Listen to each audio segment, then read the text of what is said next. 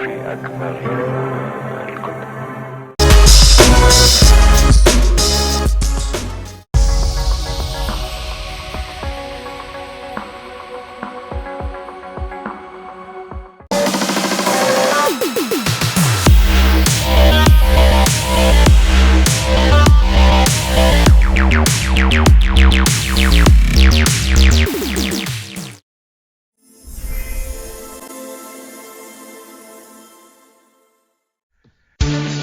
Congratulations, you have found the LAMBcast, the official podcast of the large association of movie blogs, also known as the LAMB.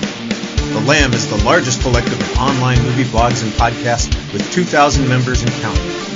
Every week on the LAMBcast, various members of the LAMB community get together to talk about our favorite subject, movies. So bookmark the LAMB and follow us on social media.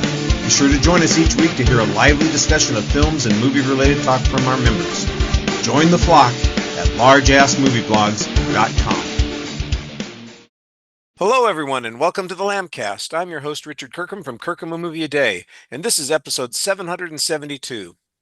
This week, get out your zigzag papers because it's a roll your own episode, and if you want to smoke them, you need to build them, and we're going to give you 5 rounds to do so. The guidelines are simple, and you never know what you're going to get when people start compiling their lists. Any cinematic subject is fair game this week, and I have no idea what the guests have come up with to talk about. But before we get to the lists, we should meet the people who are generating them. Howard Casner from the Pop Art Podcast is glad he only has to use one hand to count to 5 because his other hand is filled with his cup of coffee. Well, to quote one of the films I have on my list, what's worse than getting banged by Jack the Ripper? Getting fingered by Captain Hook. Oh my goodness, it sounds familiar. I'm not placing it, but I'm sure we'll figure it out when you get there. Todd Liebenow of the Forgotten Film Cast will have no trouble coming up with a list of 5 things. He'll just have trouble remembering them as he goes through his list. After all, he's forgotten more films than you remember. That's sadly true. Yes. Dave Anderson has a litter of 5 things under the porch in a box. And in addition to Free Kitten's movie guide, we'll find out what else he has to give away. Oh, I got quite a bit to give away. And Nicole Ayers doesn't need artificial intelligence to generate a list. She has her own natural intelligence to rely on. Oh, thank you so much, Richard. And I love a good list. I love a good list. Well, the nice thing about the Roll Your Owns is you get to pick whatever list you want, and you can have fun doing it. You can think really hard about it, or you can give it as little effort as you are interested in doing. But usually we usually end up with something interesting to talk about. So as we get started here, what you need to tell us as we go through this first is what your list consists of and whether or not you're counting up or down or just randomly listing things. And the order that we're going to go in, I'm going to have Dave start us off, then we'll hear from Todd, Nicole, Howard, and then I'll go, and then we'll go back to Dave. So Dave, you're up first. What's your list? Okay, my list this time is great movies taking place primarily on a train. I love train films. I just love train films. I think we need to do a LAMBcast listing our favorite train films. See, and that's the other thing that to get from these Roll Your Own shows is I'm trolling for new topics for our future episodes. Well, I guess this can be a trailer for that LAMBcast. So it will be. This is a list of my favorite movies taking place primarily on a train. I've always found trains fascinating, and based on my experience, most other people do. Since retiring, I've taken a job at Multnomah Falls, which is a state park in Oregon, and there's always a lot of people there. And whenever a train passes by on the nearby tracks, literally everyone stops to gawk at it like they've never seen a train before, or maybe they've never seen one up close, since you can really feel one coming, but long before it gets there. And I think they've always been interesting in movies too, especially when most of the story takes place on one. So that was my main criteria. Most of the movie has to take place on board a train. And with one exception, I've tried to choose movies that may not be as widely seen by most people. And the first one on my list, I chose this one because I think more people should experience the silent era more than they do.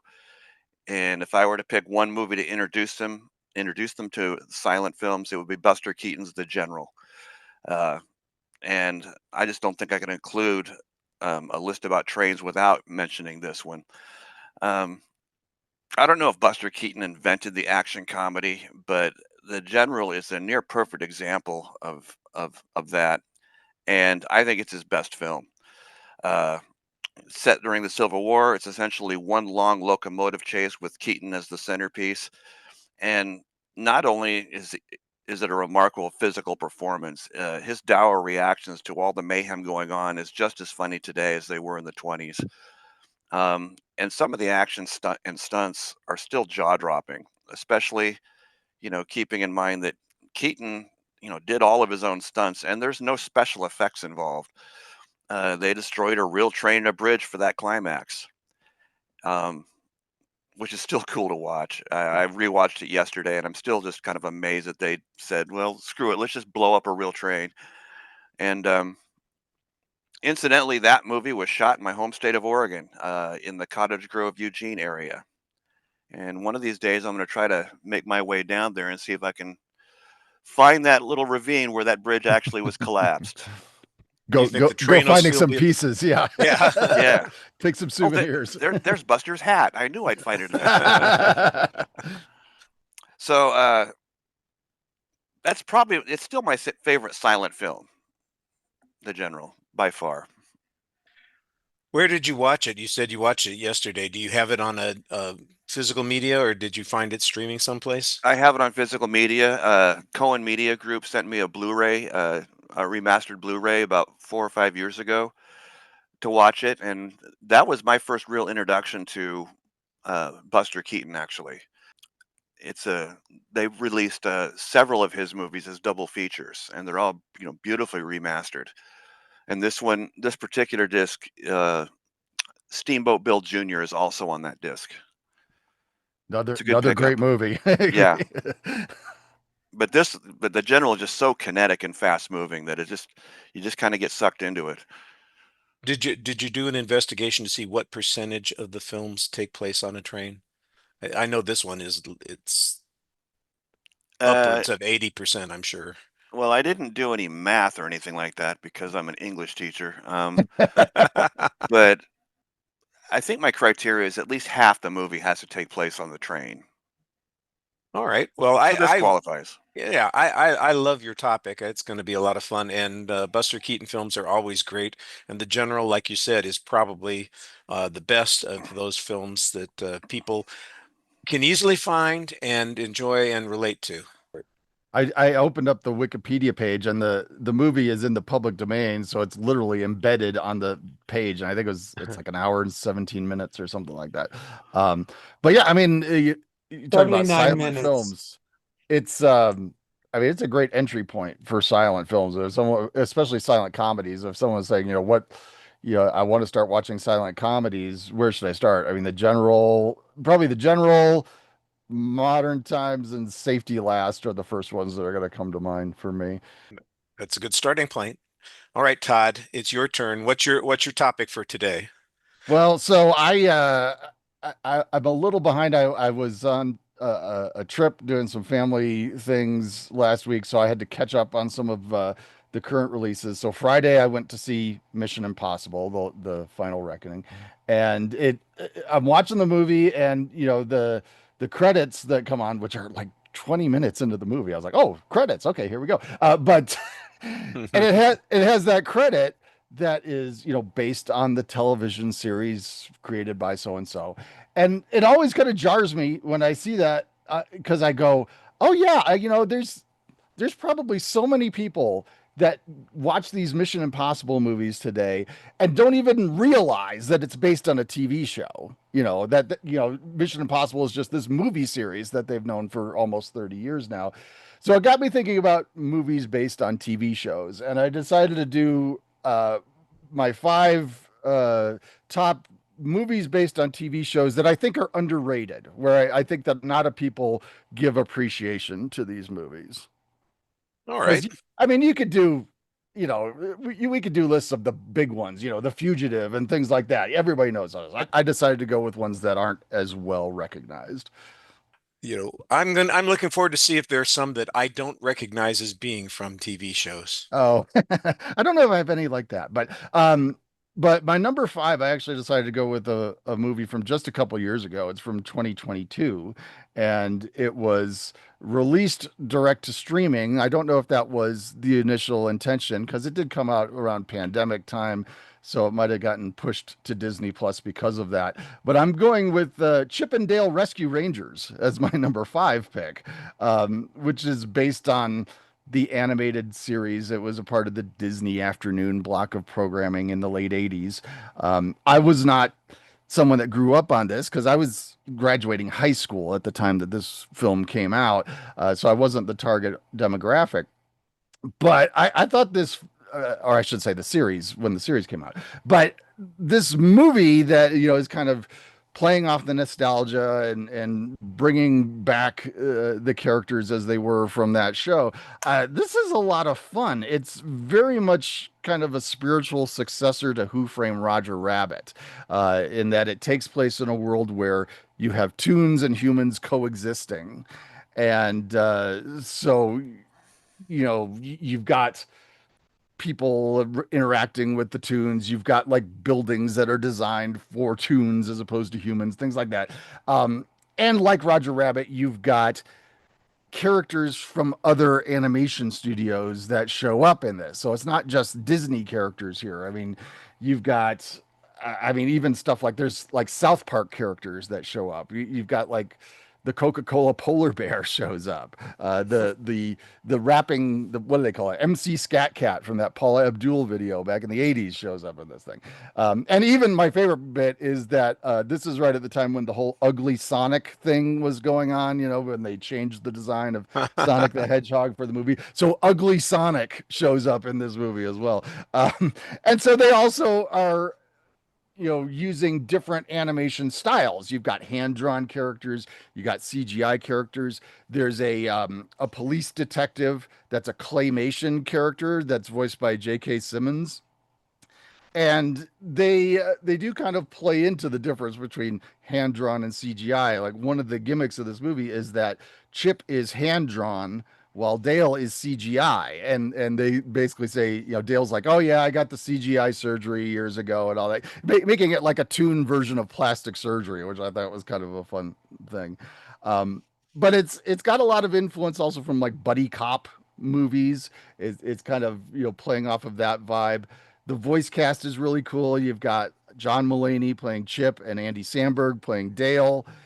And it's directed by one of the other Lonely Island guys, Akiva Schaffer. And he does a really cool job of kind of wrangling a bunch of different wild ideas and making it all work.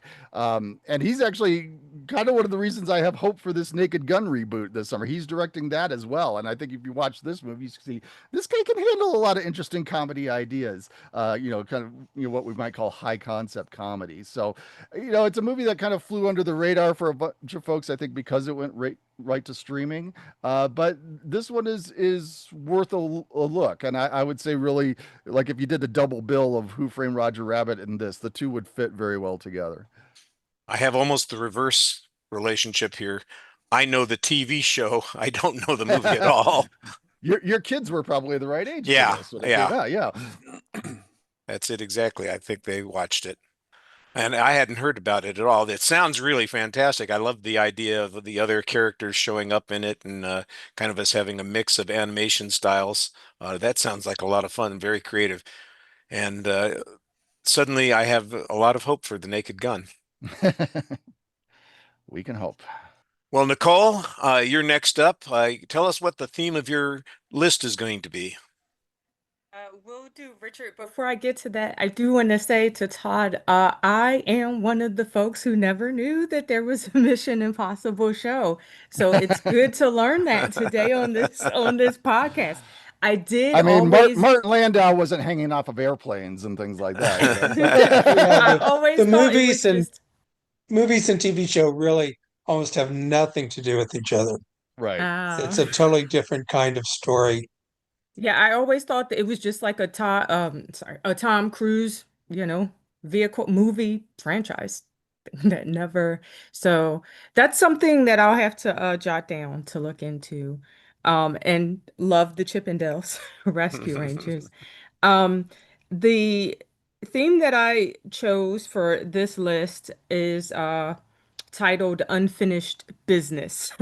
I made a list of 5 movies that I haven't seen in their entirety, Oh.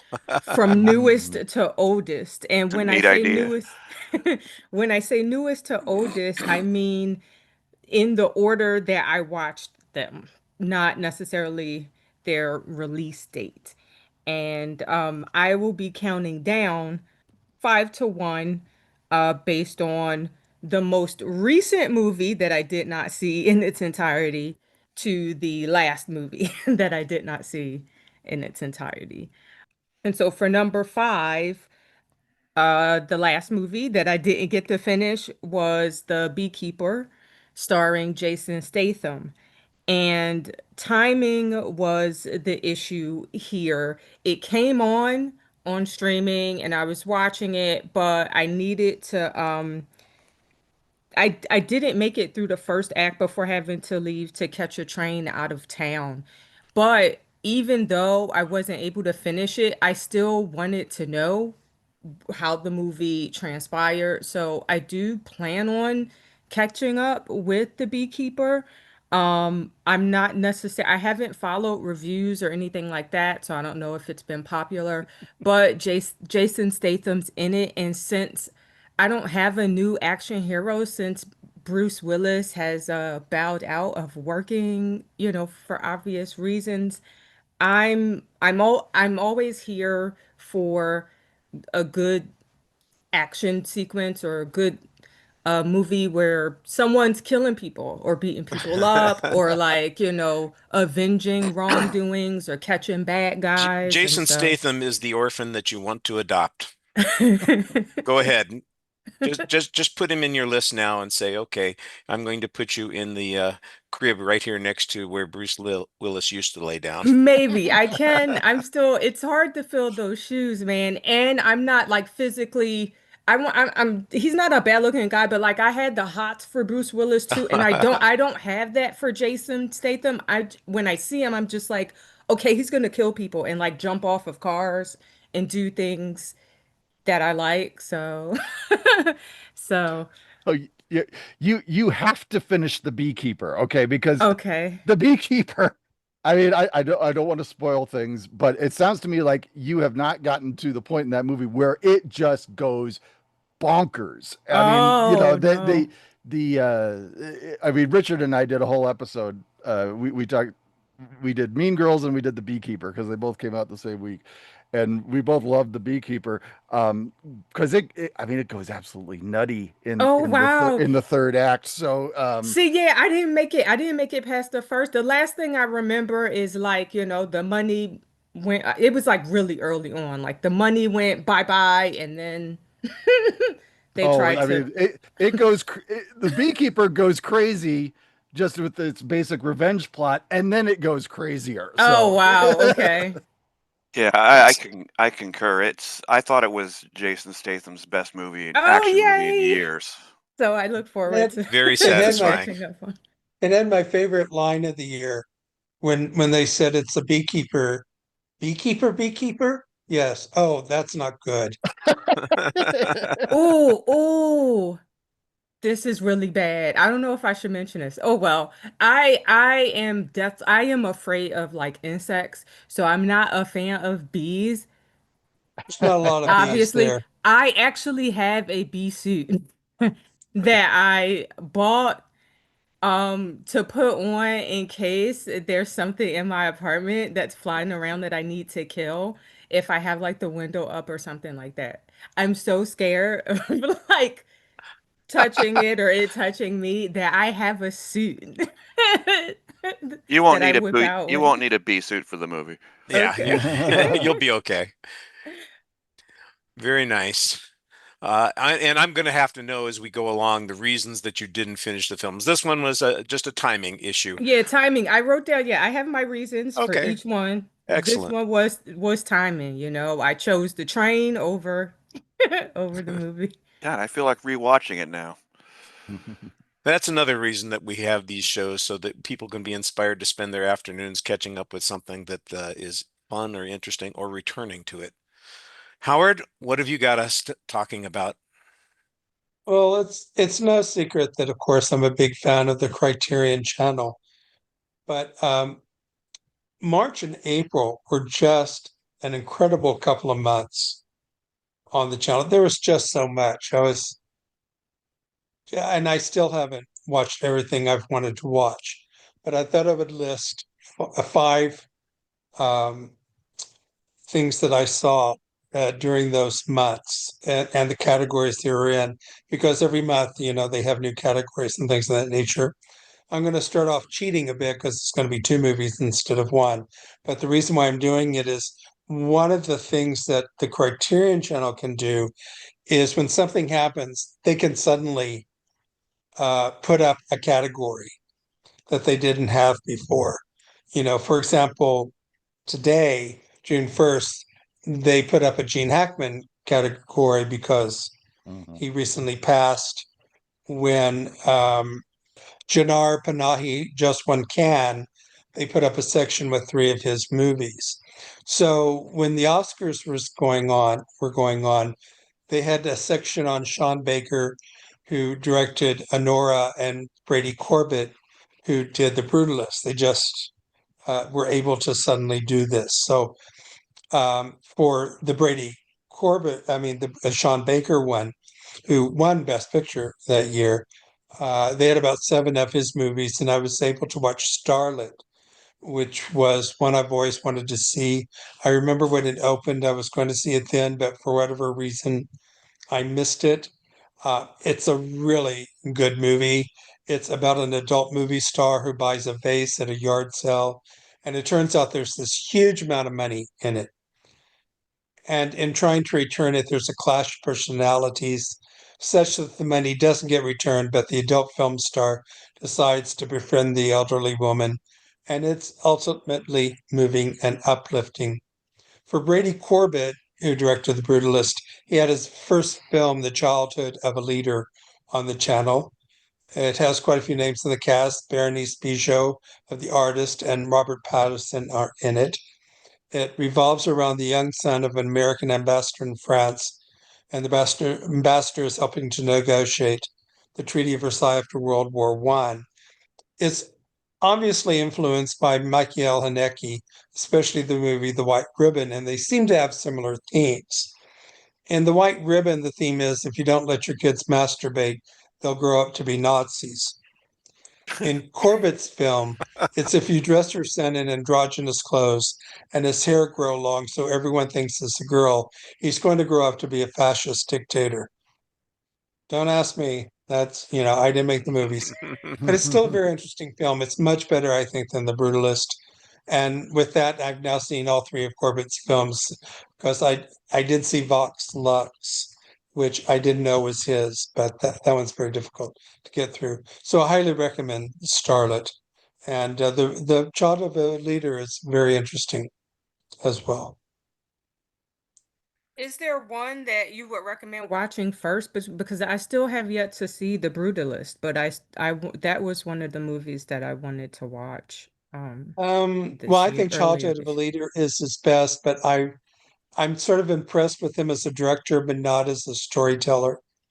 I'm not sure I could recommend any of them, but The Childhood of a Leader might be the most interesting one. Okay. So, Nicole, you've got a place to start your investigation into Brady Corbett and Sean Baker. So, Yes. Or I'm is it sure Brady Corbet? I keep hearing it pronounced different ways.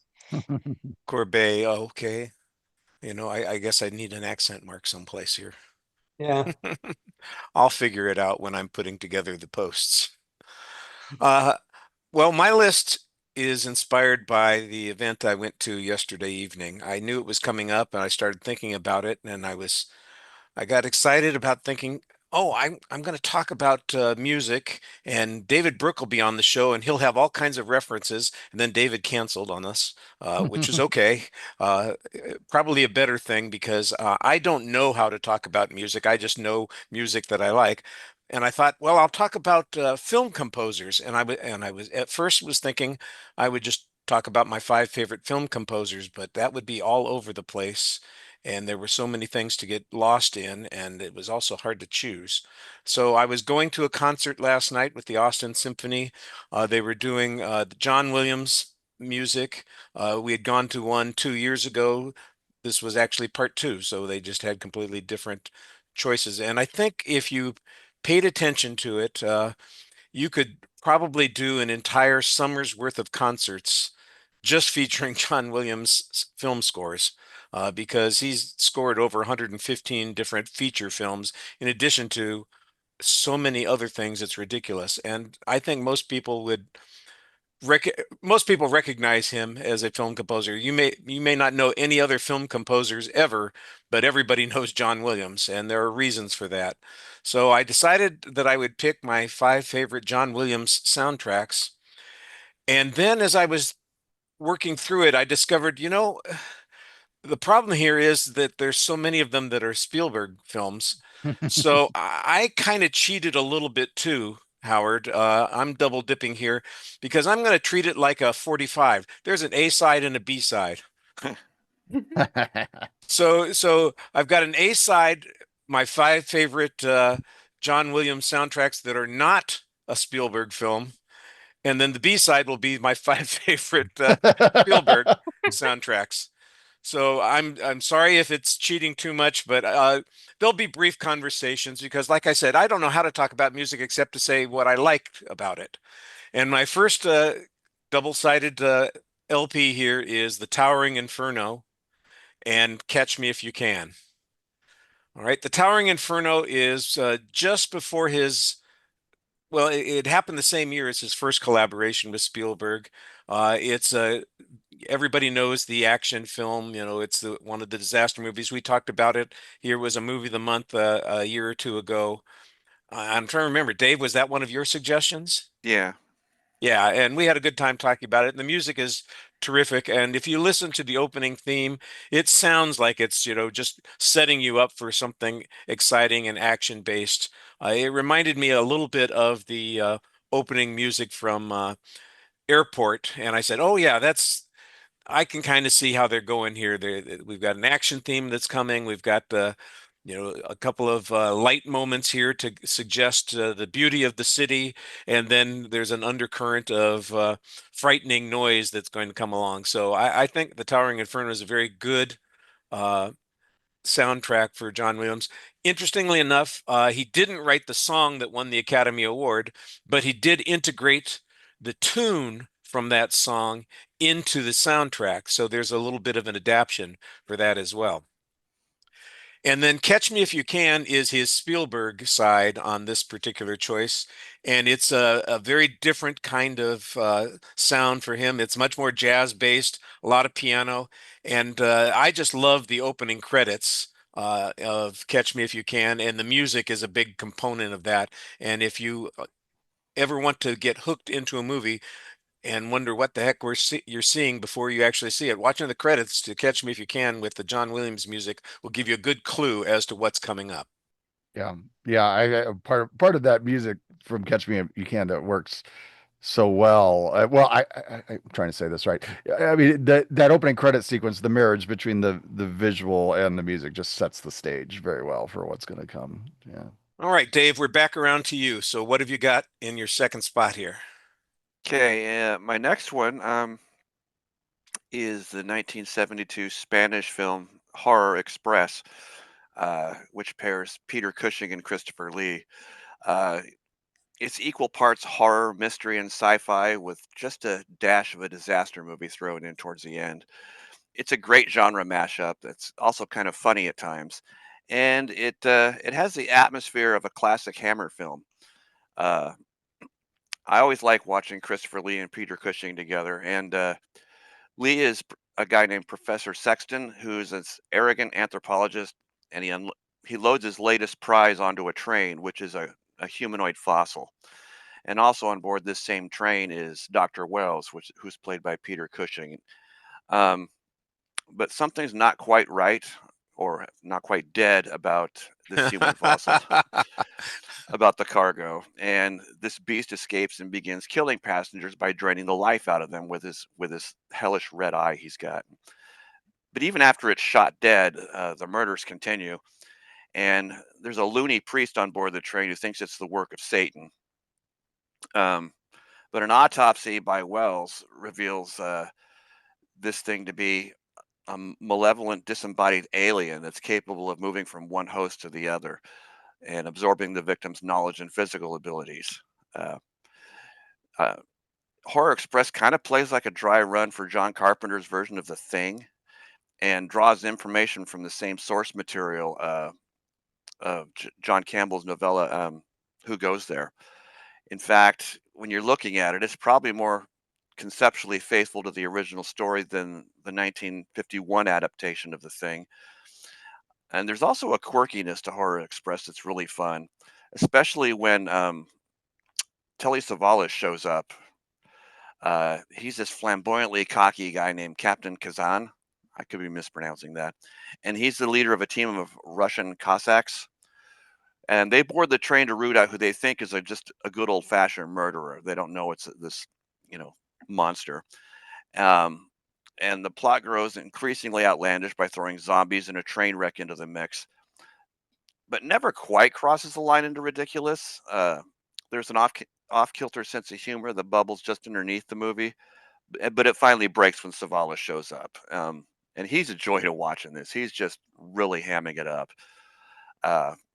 I discovered this movie a few years ago with the Arrow video release of this, and I just thought it was a lot of fun, and pretty icky in parts. I can't remember if it's rated PG or rated R, but it's got kind of an ooh factor that it's kind of fun to watch. It's a good film.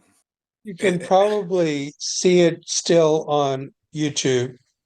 I saw it when I was a kid because every Saturday morning there was a kids' matinee at the local theater, and they would show films like this all the Jesus. time. So I saw it then. And That's a kid's then- matinee. yeah. Wow. Yeah, if you've ever seen that movie with John Goodman called Matinee. Yeah, that was sort of my childhood. And then I revisited it as an adult, and it's surprisingly intelligent and well done and well written. It sounds like a lot of fun. And you mentioned The Thing and Who Goes There as antecedents of it.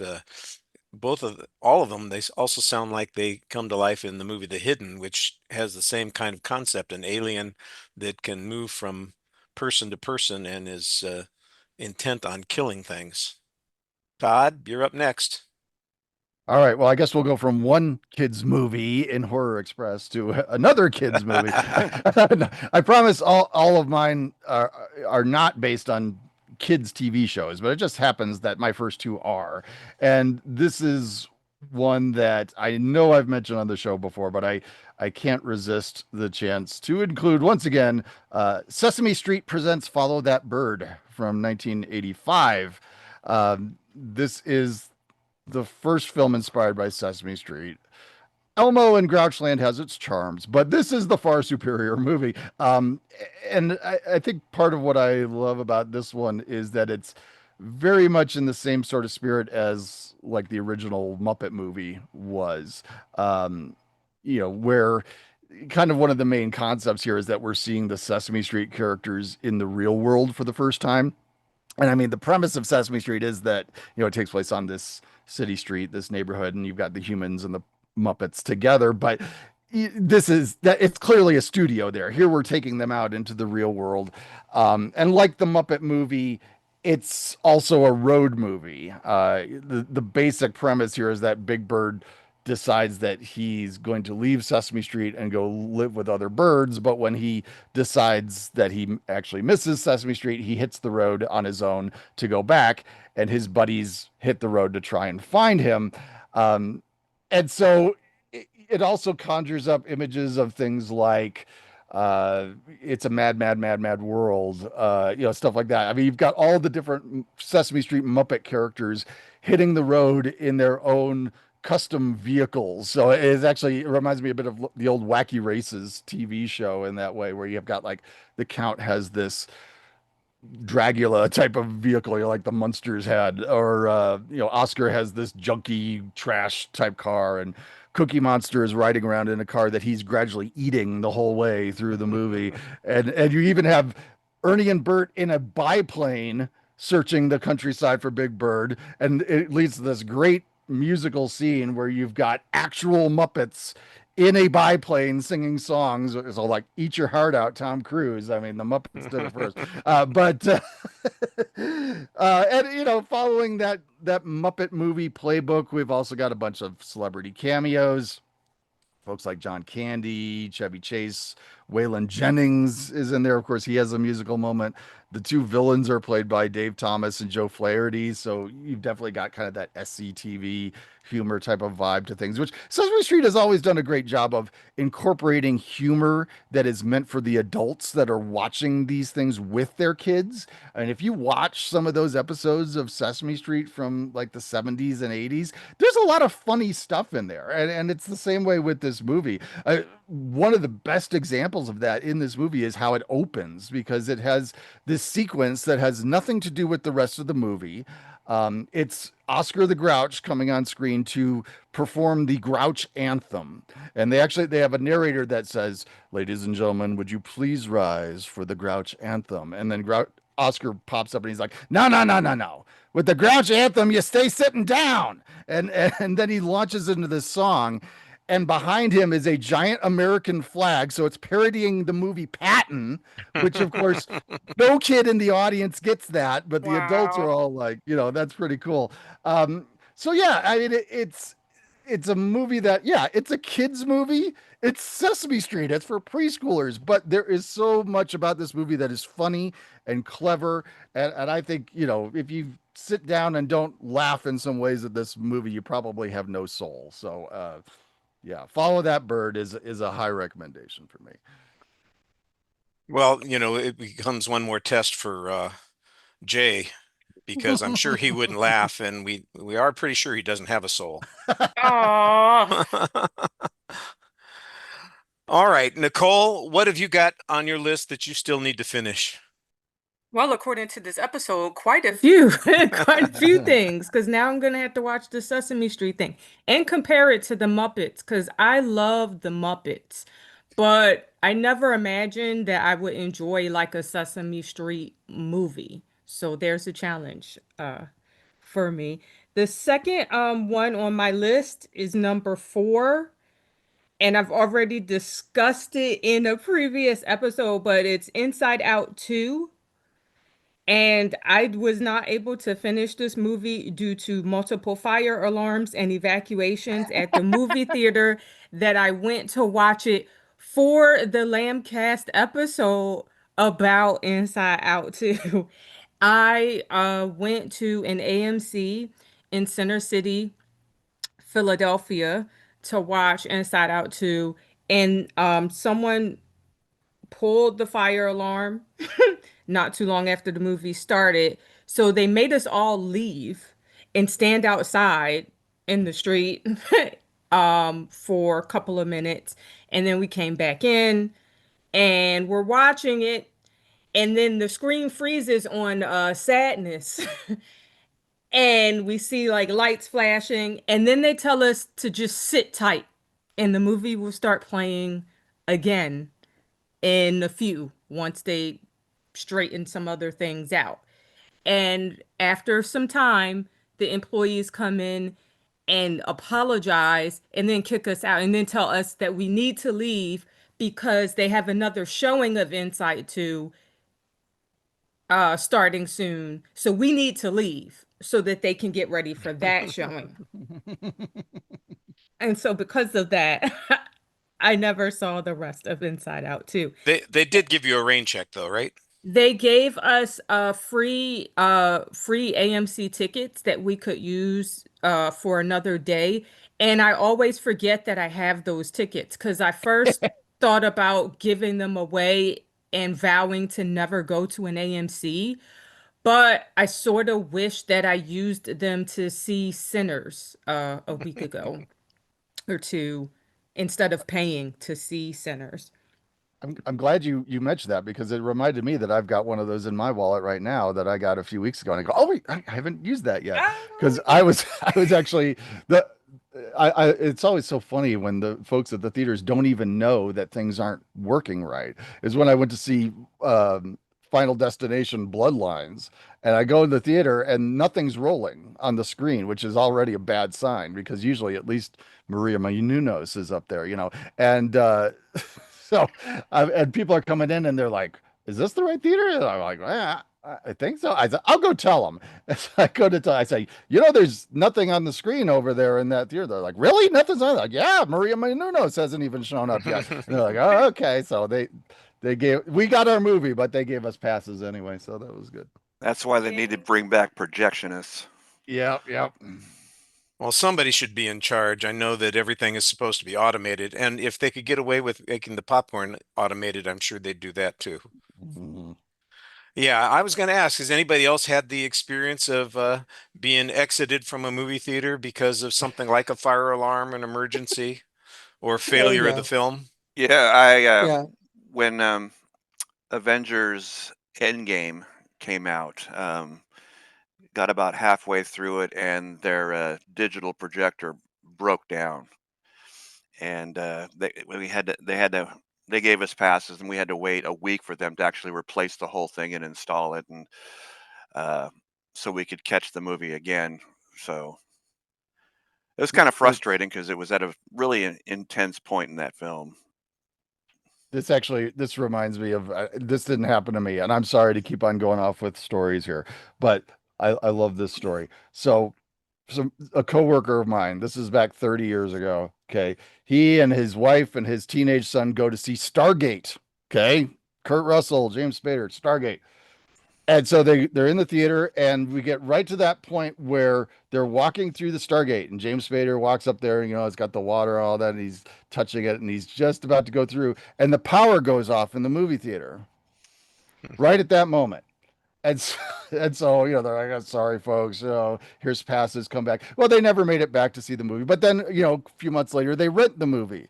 So they're watching the movie, and my coworker, he's like, "All right, I've got to play here." He's sitting there with the remote control, and so right at that same moment, they start the movie from the beginning again. Okay, they get right to that moment. James Spader walks up to the Stargate. He's about to walk through, and he turns off the TV, and his teenage son is like, "What?" That's a good one. I like that story. Yeah, we had the experience a couple of years ago when we were seeing X for the first time. We got through, let's say that out movie is an hour and 40 minutes. I don't know exactly what it is. I'm just getting an estimate here. We got through the first hour and 20 minutes right up to the climax when everything, all hell breaks loose, and fire alarm goes off in the theater.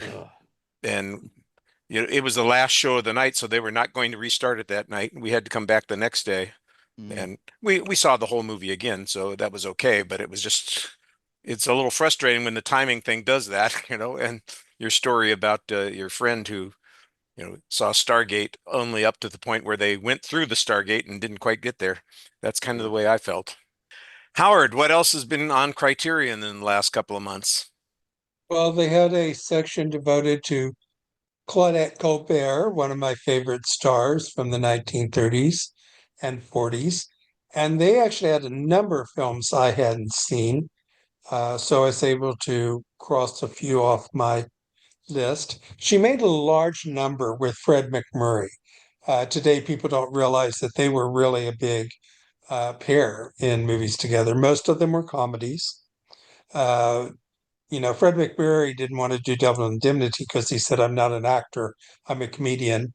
And yeah, he's kind of right there. But at any rate, the oddest one they made together was from 1937, called Maid of Salem, set in Puritan, Massachusetts, about the witchcraft accusations.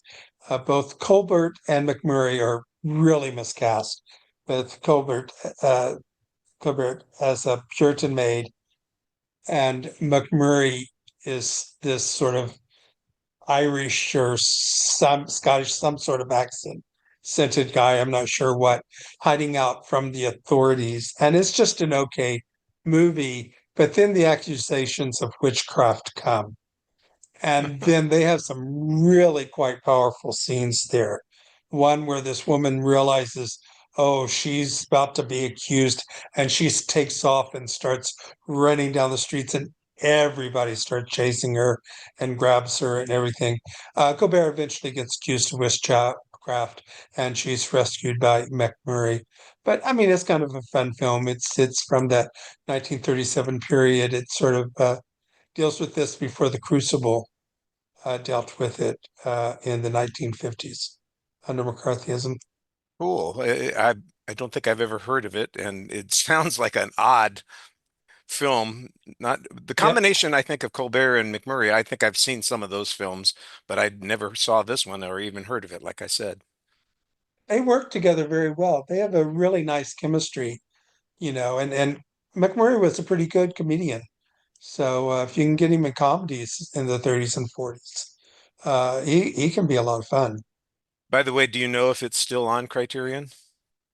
I think so. I think you can still get the Colbert Okay. section. Whether this particular one is or not, I'm not absolutely sure, but I know the section is still there. Sometimes they fall off as they don't want to pay for them. Yeah. Well, thank you.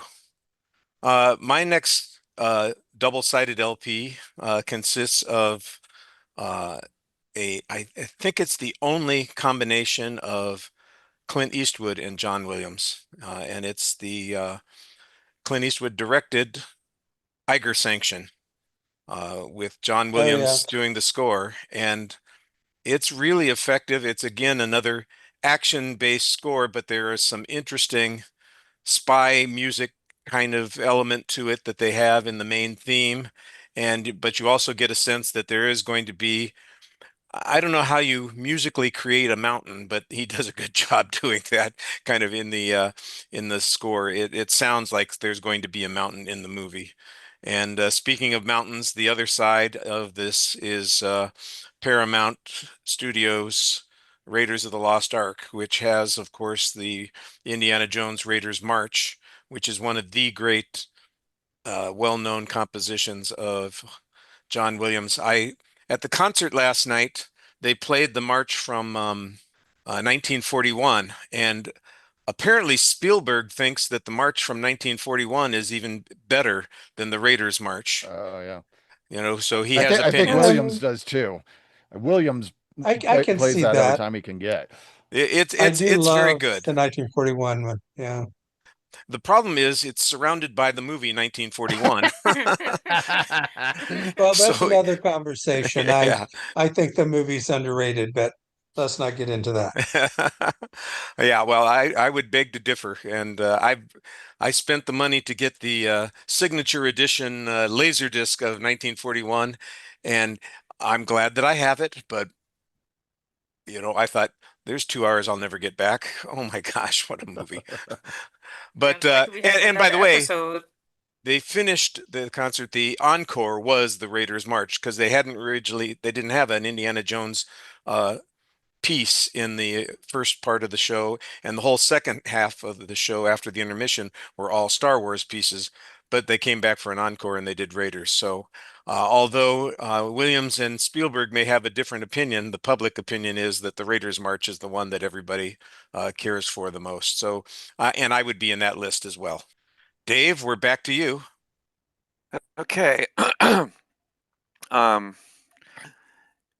when Gene Hackman passed away, it had me going back to watch a lot of his films, and one of them was 1990's Narrow Margin, which is a remake of a 1952 film noir. But to me, this is one of those cases where I think the remake is a better overall film. It wasn't a big hit at the time, and it was sort of forgotten these days. But watching it again recently, I was reminded how good this one was. Uh, to me, the movie's the very definition of underrated. Uh, it's directed by Peter Hyams, who to me it was always an underappreciated director during his prime. he's done some great stuff like Capricorn 1, Outland, and The Star Chamber, which I guess those could be considered underrated too. Um, he even managed to make a better sequel to 2001 than it had a right to be, and managed to make Jean-Claude Van Damme look good on screen on a couple of occasions. Um, the plot's fairly simple. Hackman plays LA District Attorney Robert Caulfield trying to locate a witness to a murder committed by a powerful mobster. And the witness is played by Ann Archer, who I've always had a secret crush on. Um, she's hiding in Canada, and when he finds her, so do the mobster's henchmen sent to kill her. And after a pretty cool chase through the wilderness, everyone ends up on board a train. So now he's got to try to keep her alive and hidden long enough to reach the nearest city so she can testify at the murder trial. Uh, and Hyams makes great use of the confined train setting, and it reminded me a lot of classic old Hollywood films that also took place on a train. Lots of people ducking around corners and hiding in cabins at the last second before being seen by the killers or whatever. There's a great fight on top of the moving train. Uh, but this one's anchored by good characters and performance, much better than those in the original film. And I think it's one of Hackman's more underappreciated performances of his, in the latter half of his career. And Archer's good too. She doesn't always have a hell of a lot to do, but she's convincingly terrified and not entirely trusting of Caulfield. And I got to give one shout out to the late James B. Sicking as the lead assassin. He did a lot of movies with Peter Hyams, and he's pretty cool here. It's a fast-moving film. Maybe plausibility is thrown out the window on a couple of times, but great use of a train setting, good cinematography, like most of Hyams' films are. Pretty underrated, underappreciated film, and not seen by a lot of people. Yeah, I've got to admit, I've seen the original, and I am a huge Gene Hackman fan. He's always been my favorite actor, but I have not seen this version of Narrow Margin. And the original It's one is okay, but like you said, not great. I haven't well, the seen it original one's either. sort of a minor classic of the film noir genre, and it's a lot of fun, especially Marie Windsor. This one, which has a different plot in many, many ways, it's exciting and fun. I mean, it's a lot of fun. I was surprised when I saw it. I thought it was going to be terrible because I think it wasn't received very well, but I No, it could be wasn't. wrong. It And wasn't. then actually, it's very well made, very exciting, film. Maybe a bit over the top, but That's okay. Over the top it's doesn't hurt at all. We've already talked about The Beekeeper. yeah, Mhm. It's not that over the top. There's no exploding trains or anything. you won't be No, bored, and you'll find it very enjoyable. And yeah, Good, Gene Hackman's very good. good.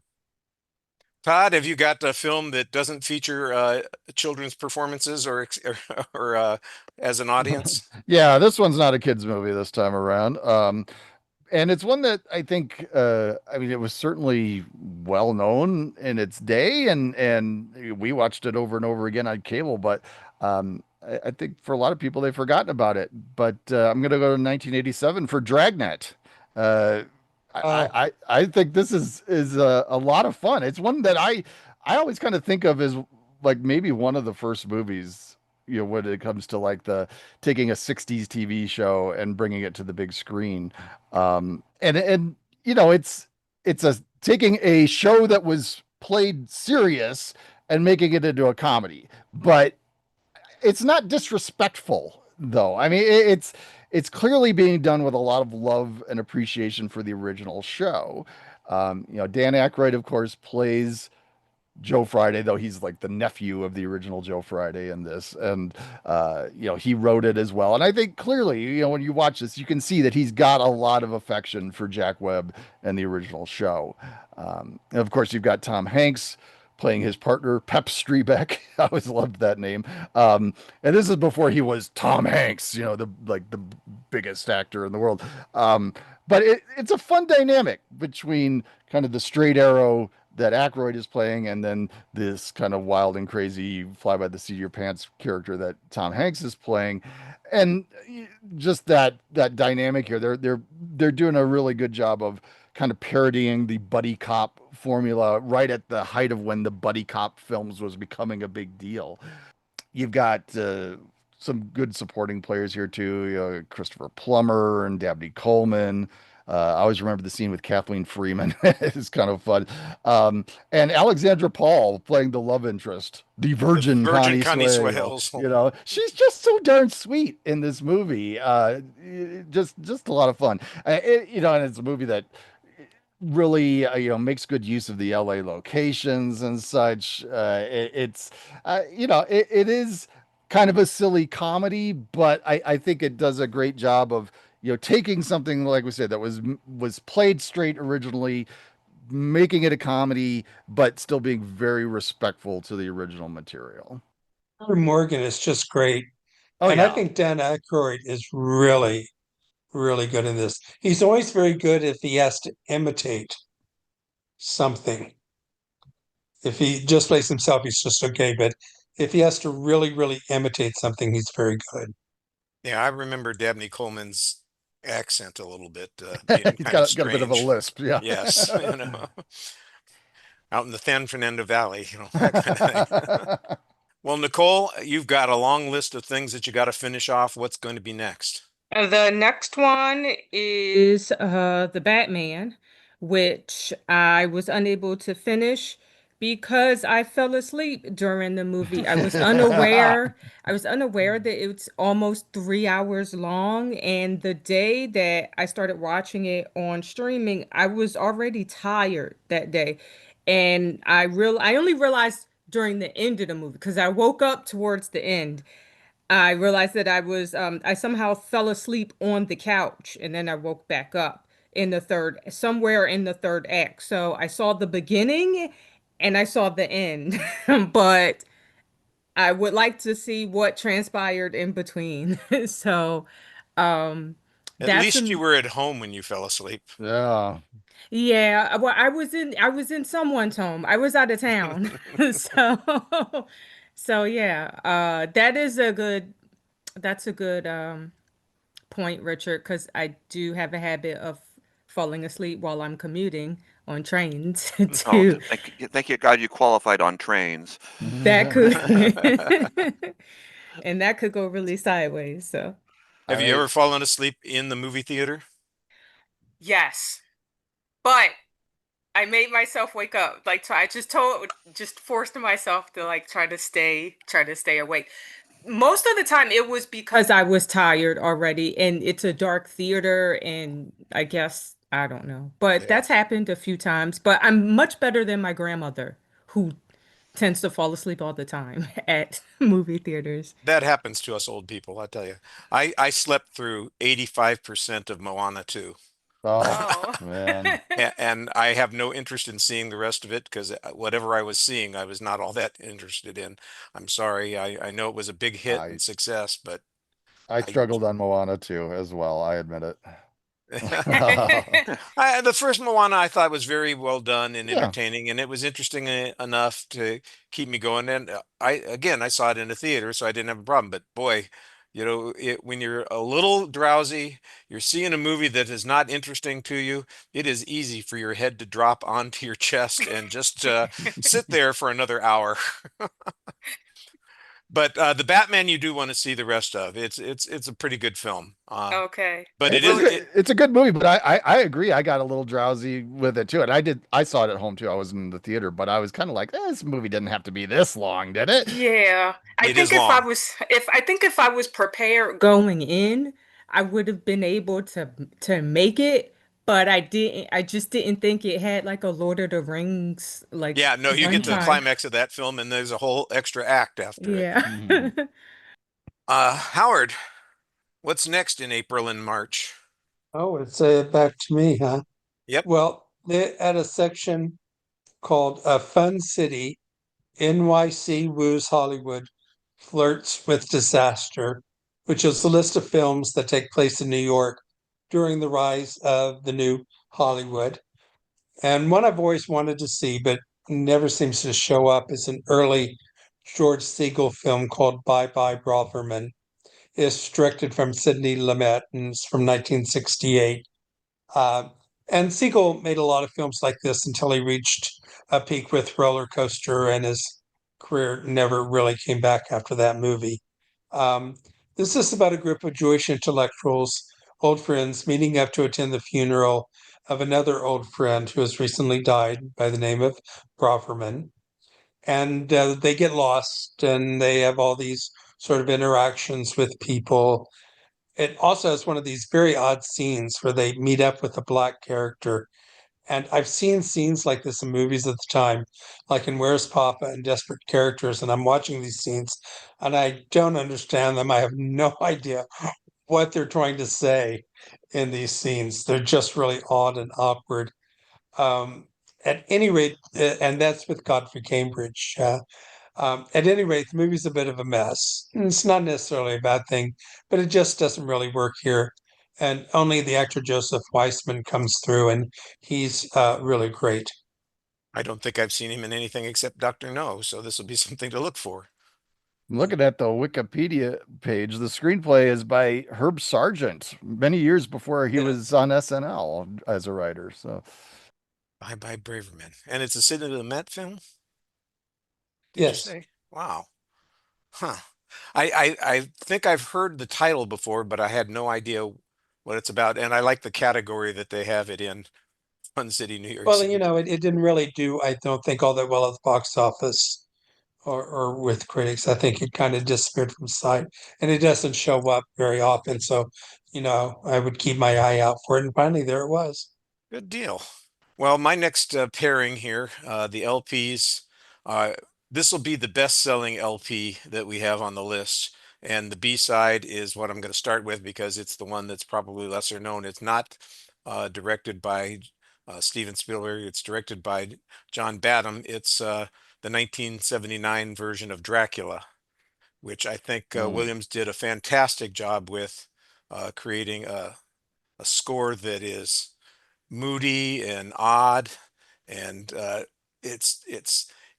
it really feels like it's got that gothic romance in it with a horror underpinnings. And it's Williams, I think, thought that horror films are a little bit like comedy films, that you got to get the timing right. And I think he got the timing right very often in this particular film. It's a lush movie.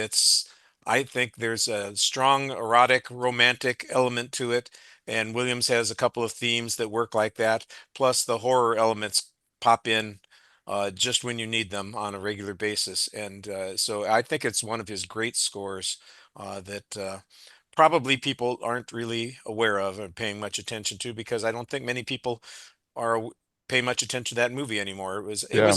It was a success in the year it came out in 79, but it was not, you know, the kind of impact that a lot of other films have had.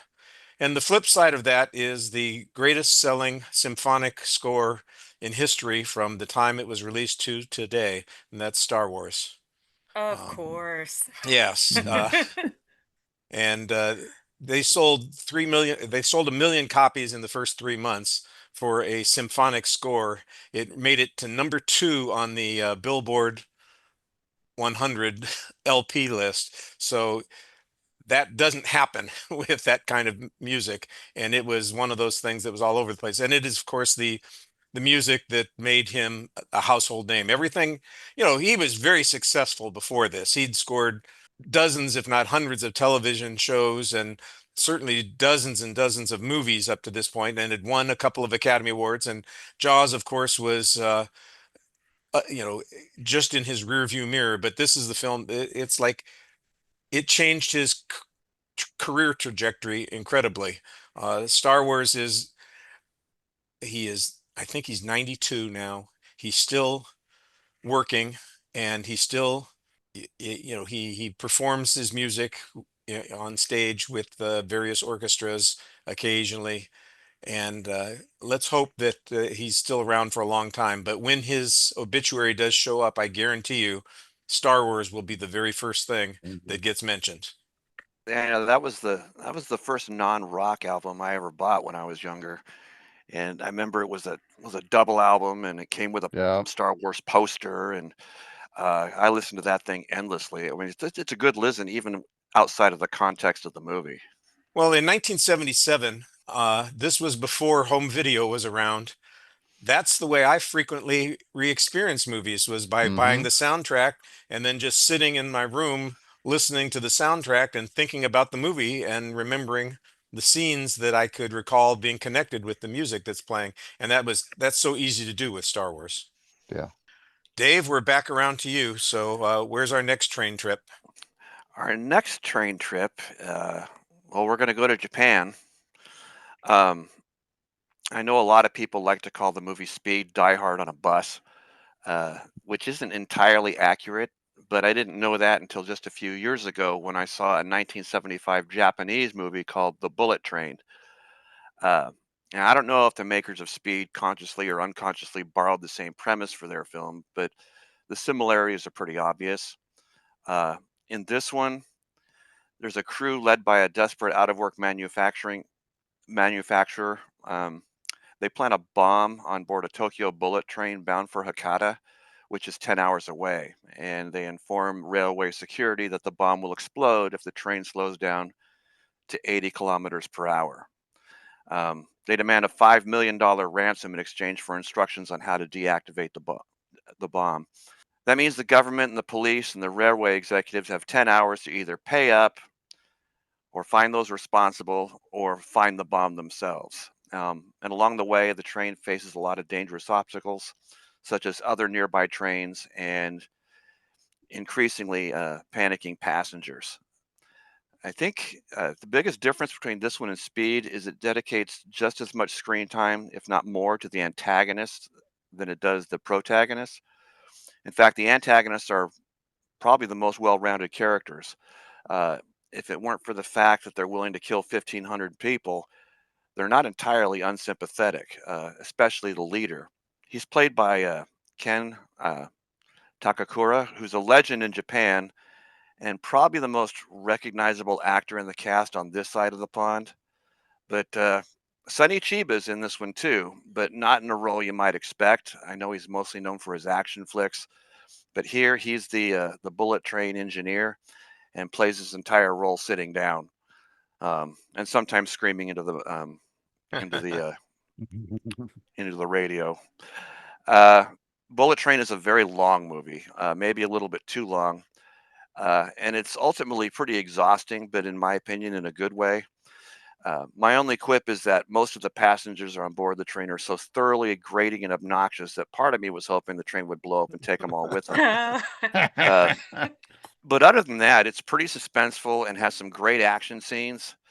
Uh, it was I'd heard about it. I was looking for something else related to disaster films, and this one popped up, and I found it at Twilight Time Video just as they were getting ready to go out of business, and I think I Shoot. grabbed one of their last two copies. Um, and as far as I know, I think it's available on Tubi, but I don't know if it's the original uncut version or not, or the original Japanese version. There is a remake slash sequel on Netflix right now called The Bullet Train Explosion, which is okay. It's kind of superfluous. It basically retells the exact same story while also including elements that actually make it a sequel. But um, it's an engaging film. I think more people should see it. And it's 1975, did you say? Yeah. Excellent.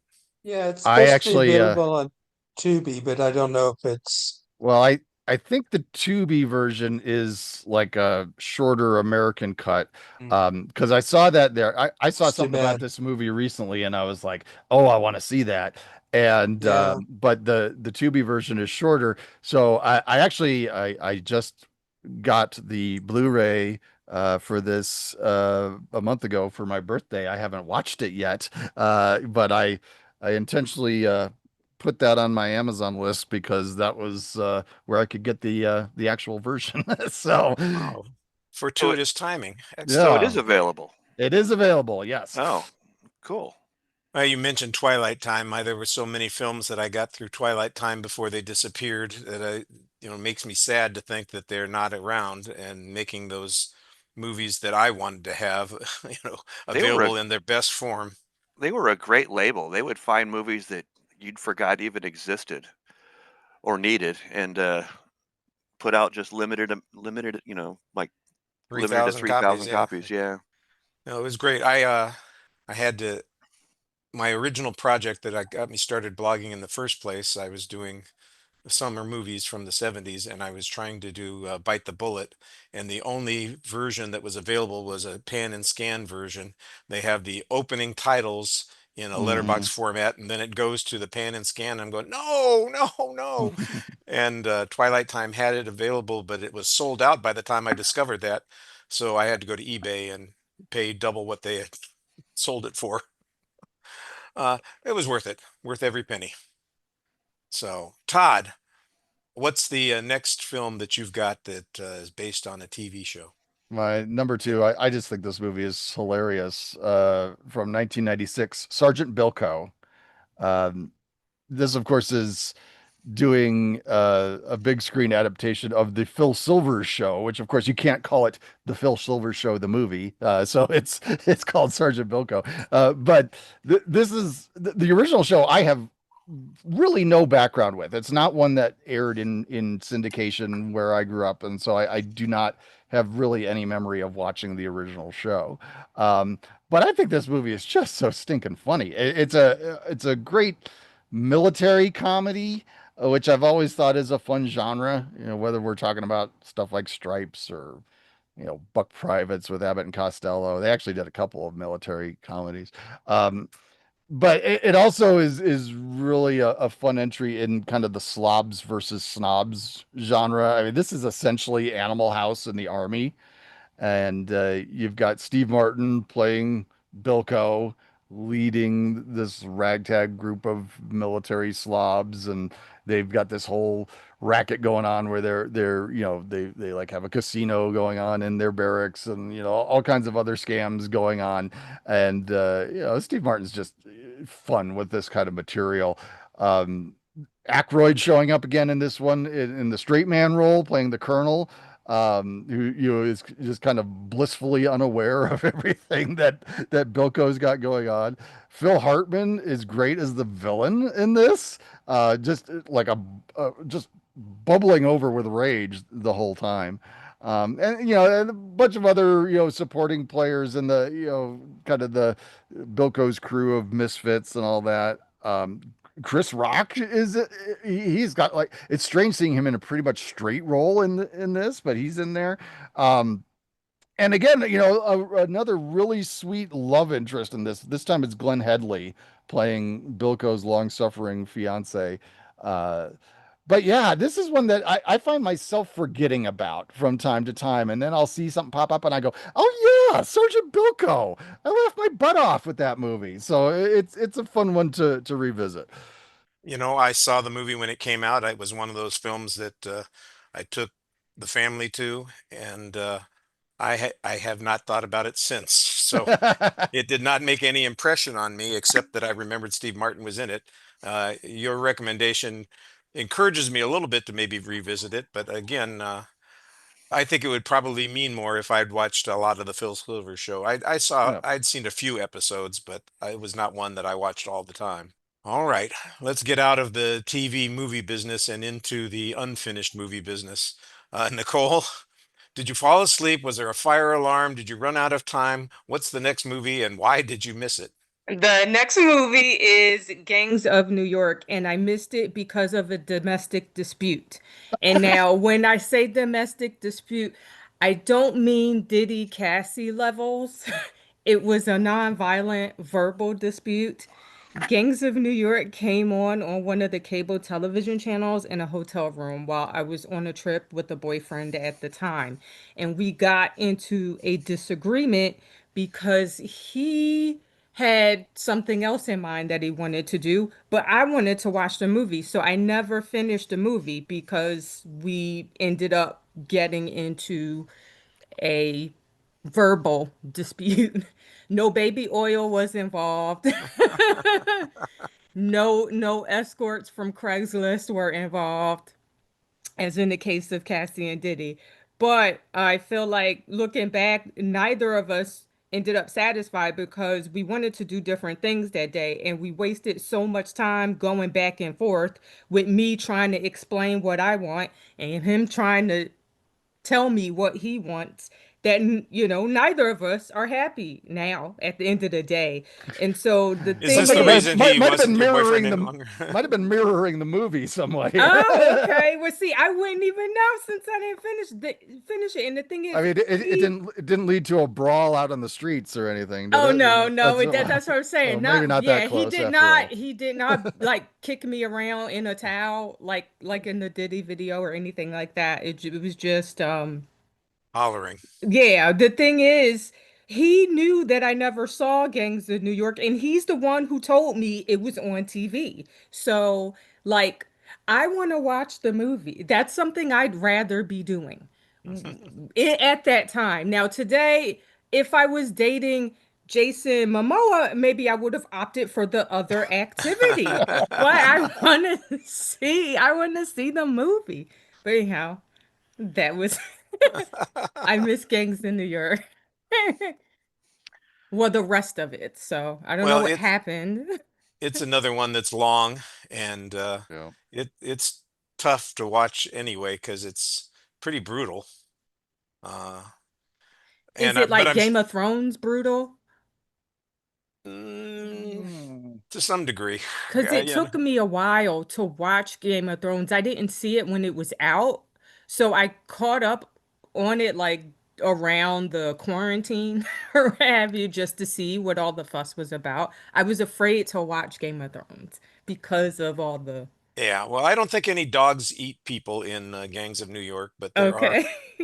but there are some murders that take place that you know you wouldn't wish on an enemy. Gotcha. Well, I'll pencil that in for a daytime viewing. That's it.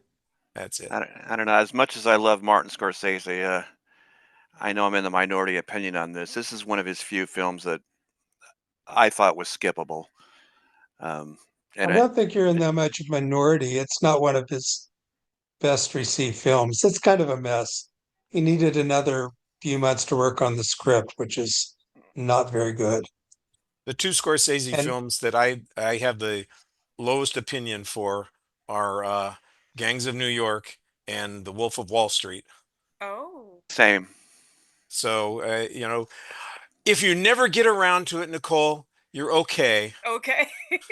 well, But actually, I highly recommend the first two thirds of Wolf of Wall Street Oh. before it starts falling apart. So Wolf of Wall Street would actually be perfect for you because you don't have to finish watching the film.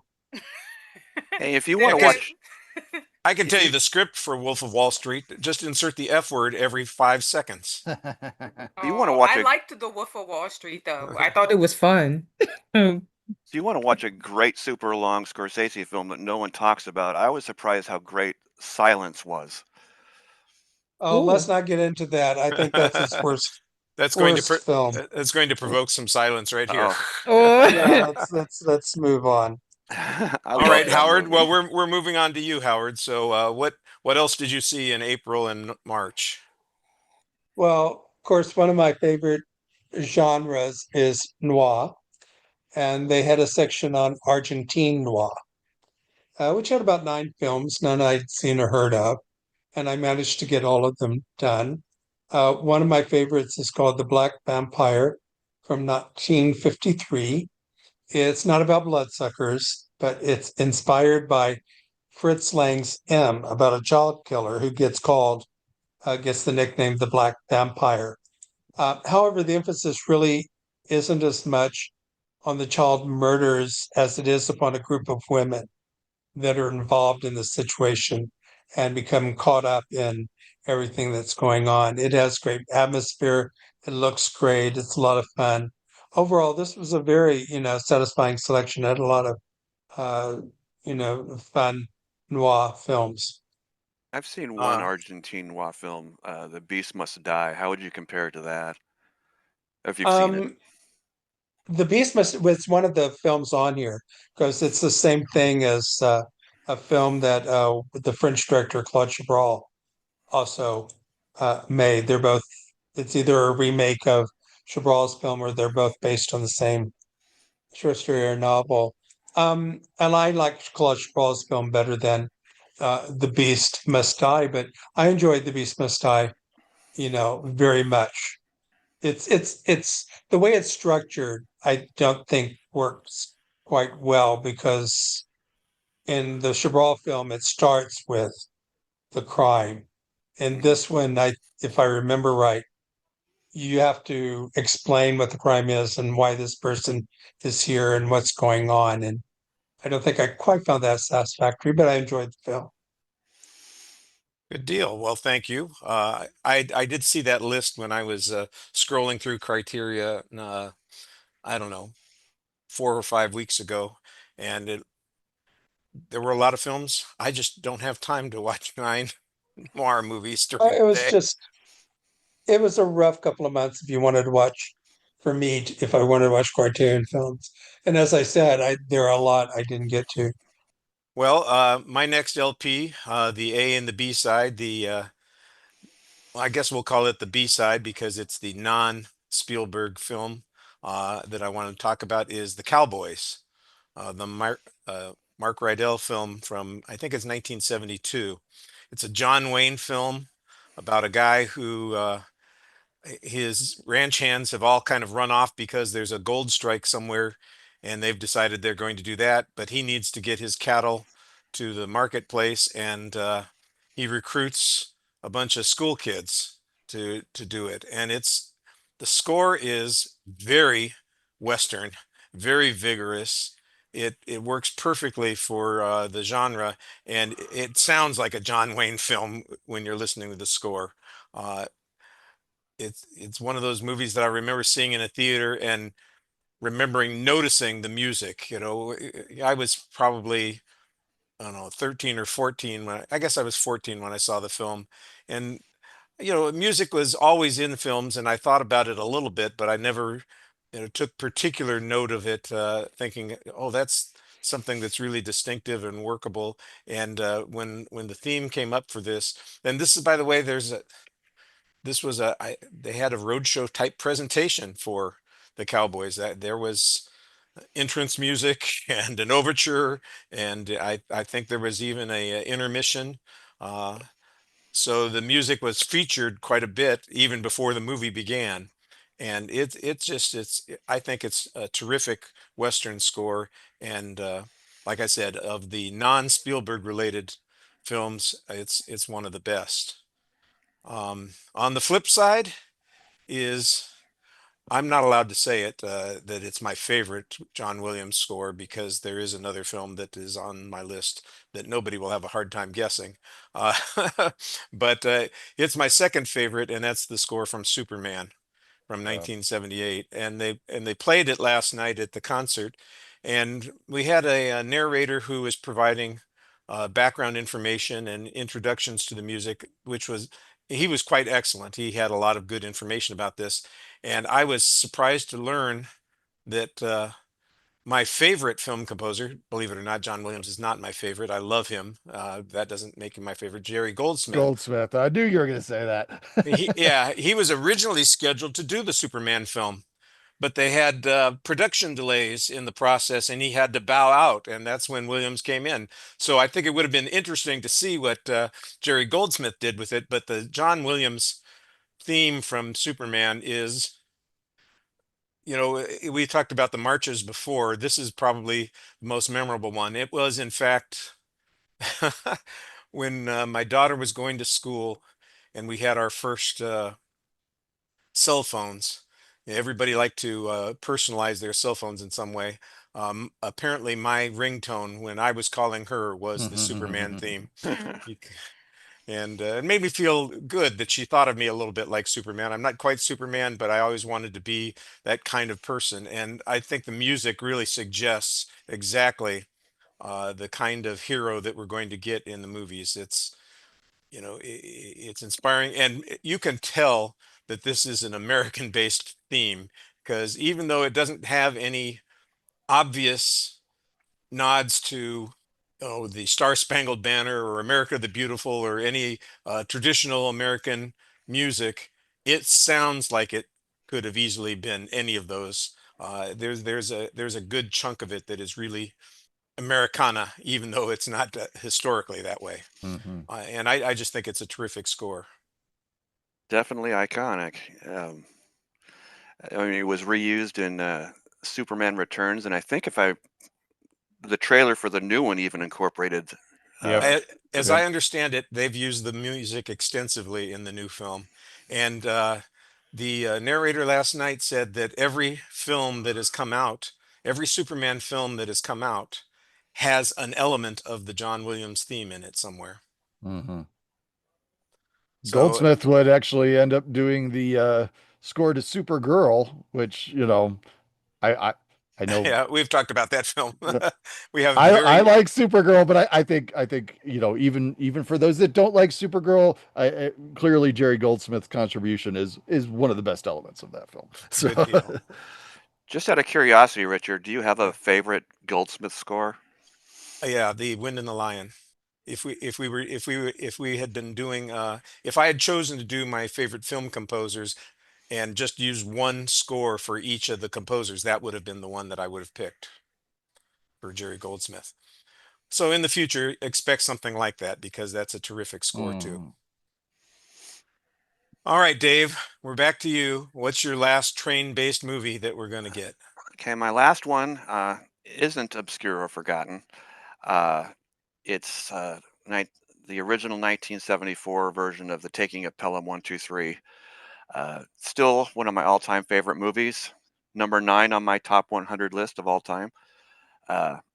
I fell in love with movies in the early 70s, and this was one of the first films to have a big impact on me, even though I first saw it on television. Uh, I still consider it one of the greatest action movies ever made. Um, just in case no one knows, it's the story of 4 heavily armed, nearly anonymous men who hijacked a New York subway train at the height of rush hour. And unless the city pays them $1 million within 1 hour, one hostage will die for every minute past the deadline. And this is my favorite Walter Matthau performance. He plays a world-weary transit cop who's forced to negotiate with the hijackers, who's led by Robert Shaw as Mr. Blue. And to me, Shaw steals the entire movie. He's just so cold-blooded in this one. And every time I watch this, I got to think Mr. Blue had to influence Alan Rickman's portrayal of Hans Gruber in Die Hard at least a little bit. And even though Jaws is my favorite film, to me, this is Shaw's best ever performance. The movie makes great use of New York locations. I mean, you really feel like you're there and surrounded by native New Yorkers, the way they speak, the way they behave, the way they react to this crisis. Watching it 50 years later, I rewatched it last night, getting ready for this podcast, and it just feels like a snapshot of a city that no longer really exists. And I absolutely love how this movie ends. It's preceded by a bit of foreshadowing that's pretty brilliant because at the time it seems inconsequential.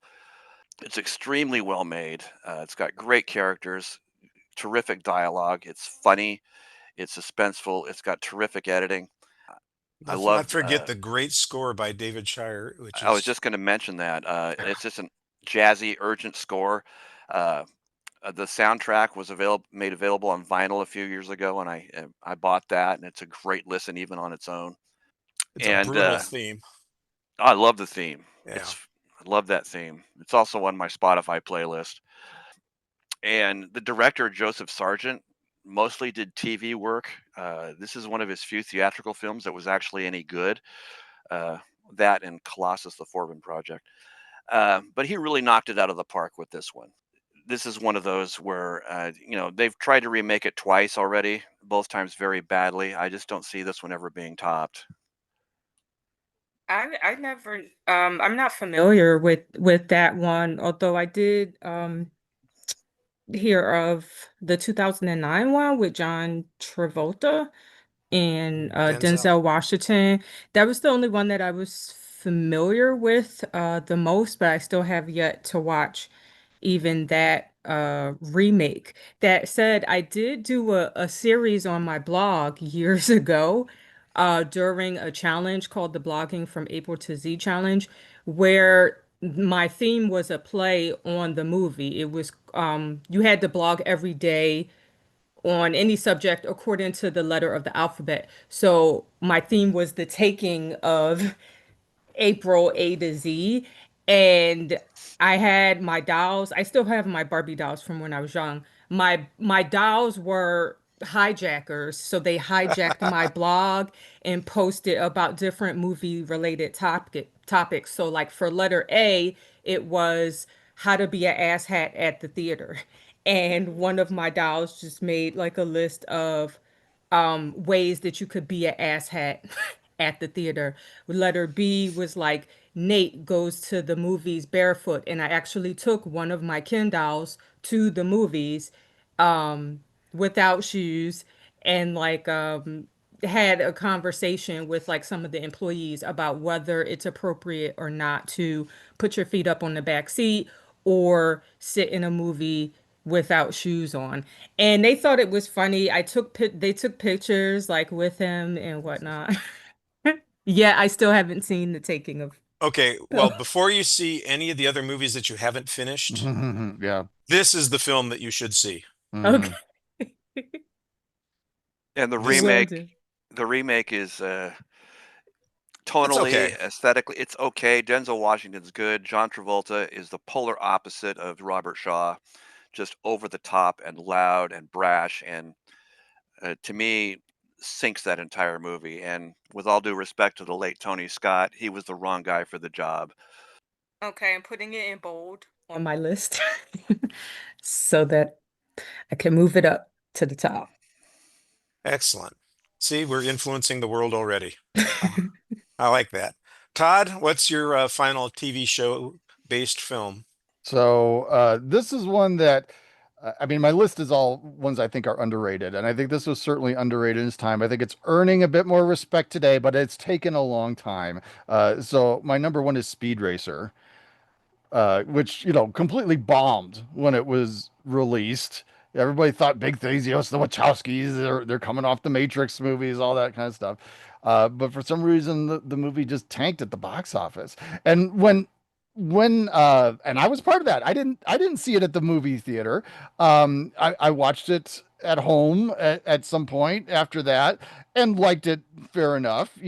But I think my kind of the light bulb came on a few years later when I went and saw it in the theater at an Alamo Draft House. It was a part of their kids' summer series one year, and I went and I took my son and all that. And watching it on the big screen, I was just like, "Oh my gosh, this movie is amazing!"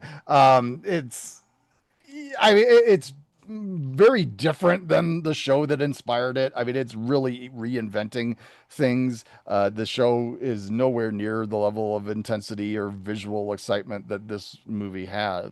But I love what they did with this. The race scenes are just so creative. I admit they're not at all realistic. This is not the real world we're dealing with here, but that's not the point. This is an alternate heightened reality, and I'm all in for it. Um, I most of the cast is solid. I'll be the first to admit that I Emil Hirsch is maybe lacking something in the charisma department here. So, he has the choice for the lead here is maybe not the best, but I think the rest of the cast is really solid. I like John Goodman, Susan Sarandon, and Christina Ricci especially. I mean, if anyone was born to play an anime character, it's Christina Ricci. She's Um, got the eyes for it. yeah, yeah. I even like the annoying little brother and the monkey. But yeah, it's just such a fun movie, and I mean, I think this is definitely one where if you can see it on the big screen, that is the way to experience because that was really what kind of changed my attitude about this film. I was gonna say that's one of my unfinished films, Todd, and you almost make me want to give it another shot. Wait, Well, I understand that it was divisive. A lot of people, couldn't put up with how frenetic it is. To me, it's like a lot of these movies that are so stuffed with visuals that you just go, I'm overdoing it. I'm having ice cream with marshmallow and chocolate syrup on top, and I've added Jimmy's, and let me throw in some gummy bears on top of that, and some whipped cream, and not just cherries, but let's find some other stuff to put on top of it, and you just keep getting richer and richer, and it can be overload. I understand that completely. Mm. On the other hand, I've seen this movie on the big screen at least a half dozen times. Uh, every time Fathom Events shows it, every time it shows up at Alamo, every time it's at the Paramount, we go and see it. There's a cinema group here in Austin, Hyperreal Films. They have a very small theater, and we saw it, I think, a year ago at their theater complex, and it was just a blast. This movie is so much fun, and you cannot convince my daughter that there's anything wrong with it at all. She loves Emil Hirsch, and she just thinks this is the best thing since sliced bread. And I'm not far behind her on that. I enjoy the heck out of it. It is overdrive on the visuals, but if you know that going in and you've taken your Dramamine before the movie starts, you should be okay. Nicole, what have you got left to finish? Psycho is the number one movie How I did have you left not Oh, my finish to goodness. finish Psycho? because of one word, jitters. I rented this on DVD back when Netflix and Blockbuster were doing the DVD by mail, and I had subscriptions to both, so I don't remember which one I ordered it from, but I remember popping the DVD in my DVD player. It came on, but I didn't make it past 10 or 15 minutes. I was Oh my afraid to goodness. watch it. So Marion's still on the road? I took Yeah. it out and I took it out and then went and requested like another movie and I put it back in the mail. And I was like, I don't know. I don't know. I don't know. I'm scared to. You should be. I mean, You should be scared. you left it when it's still, just a thing about a lady that steals money. I know. I You, was just, you've got yeah. a lot to It go was the yet. anticipation of like Oh, the horror that will come, I guess. okay. I punked Well, out. I punked out. I was like, I don't know if I could do this. I would actually change your assignment here, and as much as I'm all for you going and watching The Taking of Pelham 1, 2, 3 right away, go watch Psycho right away. Absolutely. Okay, Psycho first and then The Taking. I Oh, I spent 15 years when my kids were young hiding things about Psycho from them that Mhm. might have come up that would give away things in the storyline, doing the best I could to keep it something that they knew was going to be frightening, but didn't know what would entailed. And I was largely successful at that. And when they finally saw it, they loved it. And so many people will tell you that it's their favorite Hitchcock movie, and I don't disagree with any of those people. It's a fantastic film, and we do judge you, Nicole.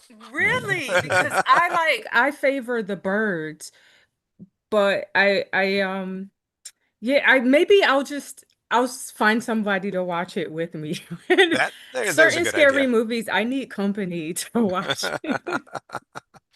We could always do a group watch here on the Lambcast, and we could all sit down and watch it together, and you can watch it with us, and we could Ooh, reassure you as we go along. that'd be fun. that sounds fun. We'll have to figure out how to do that. So maybe you wait until Discord. I figure that out. Like a And drink and watch too. Oh, yeah, there maybe you not. go. But we have to do it at night so that it does have that full effect on you. You can't Oh just my see it God. in the middle of the day. Come That's on, that's not not fair. fair. All right, Howard. It's the end of April. You've got another film that you're going to tell us about. What is it? Well, it's from the category of Chinese crime thrillers. And there were a lot, and I didn't get around to all of them. So I still have some to watch. But the one I chose, and it was a little difficult, but it's from 2019. Director was Dao Yinan, and it's called Wild Goose Lake. The literal title is Meeting at the Train Station, which is a better title, but not as exciting. It's about a mob leader who accidentally kills a police officer during a gang standoff. This puts a price on his head, which the bad guys are as willing to collect as much as anyone else. So everybody's after him, both the good guy, both the police and the gang. It's a very exciting moody thriller. It looks great. Yenin is one of China's new generation of directors. I've seen one of his other films, which I also liked. There's one really interesting scene, which I'm afraid may get popular over here if too many people see this movie. They go to like this outdoor mall type place, and they're having this outside disco, and people are line dancing, and they all wear these tennis shoes that light up. You know, when you step on them, you've Yeah. seen those. Yeah. So they're all line dancing with these shoes with lights that are going on and off while they dance. So it's this big trendy thing that they do. But it's a really good film. It's exciting. It's moody. It's very good. Looks like it's not just on Criterion Channel, it's also on Hoopla and Canopy, which are the services you get through your library. So it's out there Yeah. and available. You get through your library. My library is apparently set in the 1980s.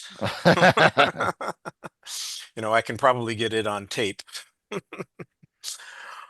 We're going to finish off here with my final two-sided LP, the non-Spielberg film score from John Williams that I want to recommend that I love so much is Home Alone, the film he did for Christopher Columbus, and it's, you know what, it's, and John Hughes, it's just a terrific musical piece. It has the Christmas element to it.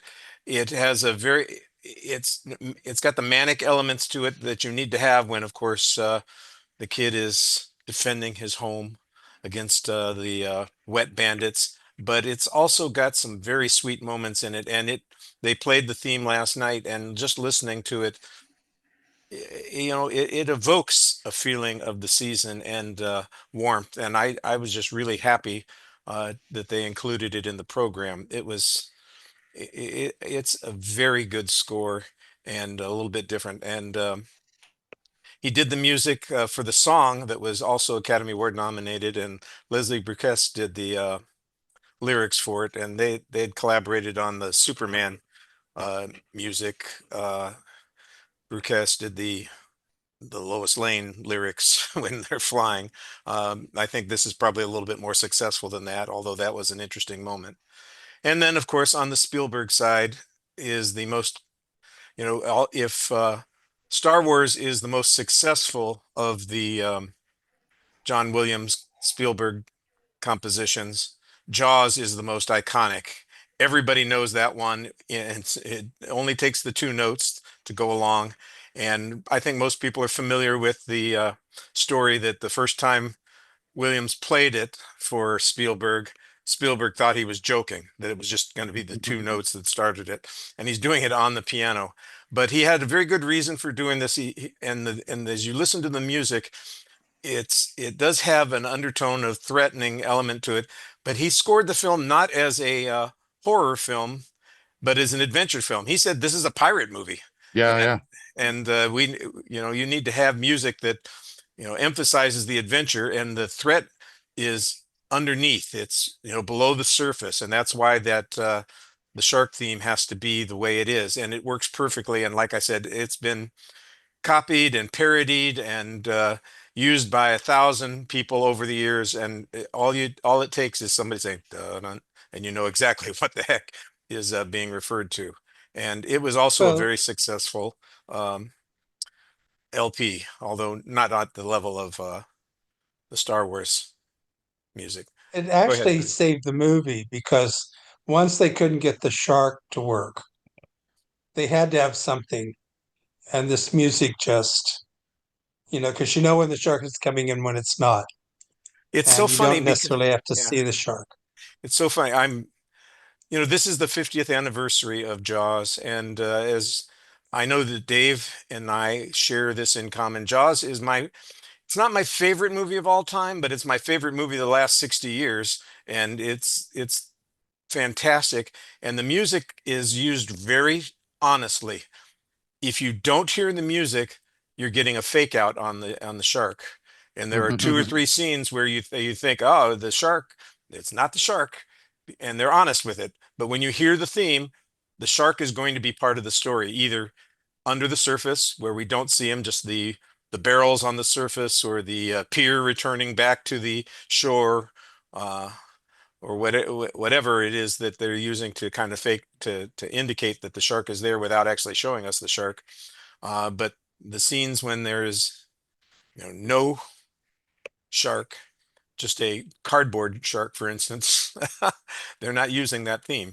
So it's very honestly used as well. And it's Uh, not Well, and it's not just the main theme that works so well. oh, no, oh no, no. yeah, no, My favorite music from that is the barrel chase Yes. yeah. track. That's also Well, on my Spotify playlist, and it makes me drive well, a little bit faster when I'm in the car. It's just what rousing. Like you said, I mean, I think it sounds like it could be from a pirate movie. It's just Well, terrific. I've fought this battle before, and we'll talk about it again, I'm sure. I'd never classify Jaws as a horror movie. I know that the world does, but I don't. To me, Jaws is an adventure film that has a horror element to it. It's not primarily a horror film, and the pirate aspect of it is great. I apparently, for the temp score, they used some music from a Robert Altman film that I'm not familiar with. And when I guess it was a sci-fi or a horror film, and when Williams was listening to it, he basically shook his head and said, "No, no, no, this is not the direction to go with this. This is not what you want to do with this movie. It's an adventure film." So I'm going to go with John Williams and call it an adventure film and an adventure score with a horror element to it. All right, everybody, you now have a list of movies to watch on Criteria, catch up with that you haven't seen, or if you fell asleep during, you need to go back and watch them.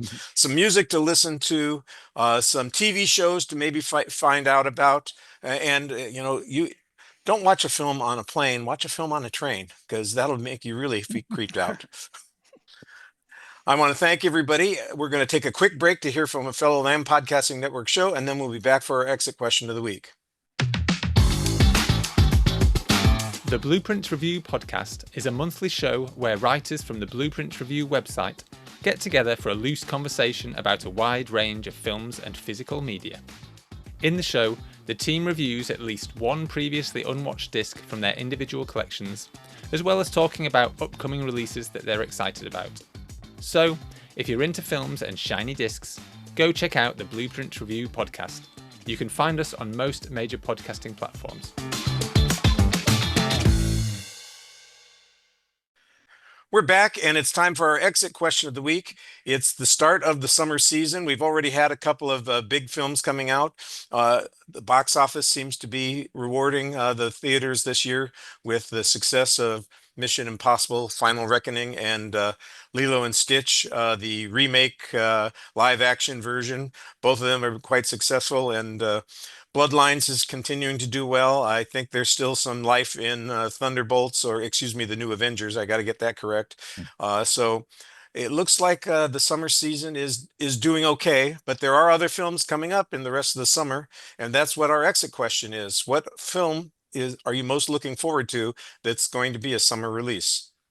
So we'll give everybody a chance to tell us what to look forward to and give us maybe a reason why we should look forward to it.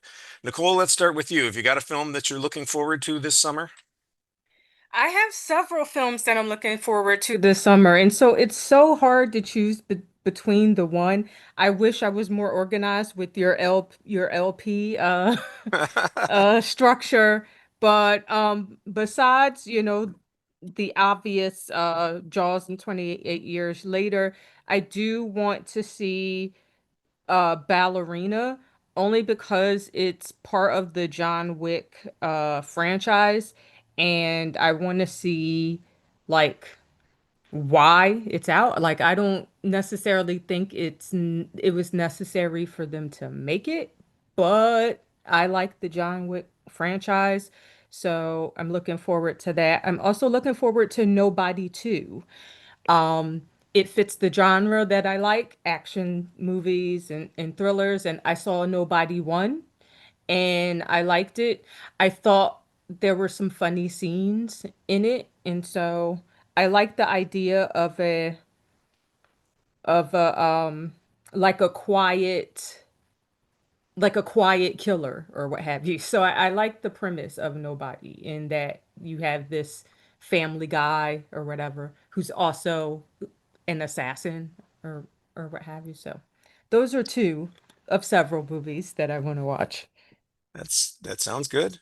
Nobody is on my list also because I like Bob Odenkirk, and that original version of the film was such a nice surprise, and it worked so well. I like the fact that they've got a lot of the same cast coming back for the second film, so I don't see a problem with that. The auditor will be back. That's the way it's going to work. Mhm. Howard, how about you? You got something that you're looking forward to? Um, well, there's three. Eddington, Ari Aster's new film. Not quite sure why, except that it's a crime film, I guess, and Ari Aster is not one of my favorites. Um, but Honey Don't, which because it's Ethan Cohen's new film, apparently on his own. Joel Cohen did Macbeth on his own, so I guess Ethan's doing Honey Don't on his own, which looks like a fun crime film. But the one movie where the previews have me interested, which doesn't necessarily mean anything, is 40 Acres from Canadian director R.K. Thorne, and it stars Daniel Weiler, and it's apparently this apocalyptic movie that takes place in the future where there's a scarcity of food, and this family has fortresses, well, has put them up a fortress sort of around their farm, and now they have to fight off people who are coming after it, and it looks really interesting. I hadn't heard of that one. That sounds like it's exactly up my alley. Very good. I read about 40 Acres briefly, but I have yet to like check out like a trailer or something like that. Your description of it makes me want to watch it. Dave, how about you? Something that you're anticipating? Since everyone's mentioning more than one, first on my list, this looks like it's shaping up to be a pretty good year for horror. And number one on my list is Weapons. It's the new horror movie by Zach Kreger, who directed Barbarian, which to me was the best horror movie of 2022. And I'm hoping to go into this one cold, just like Barbarian.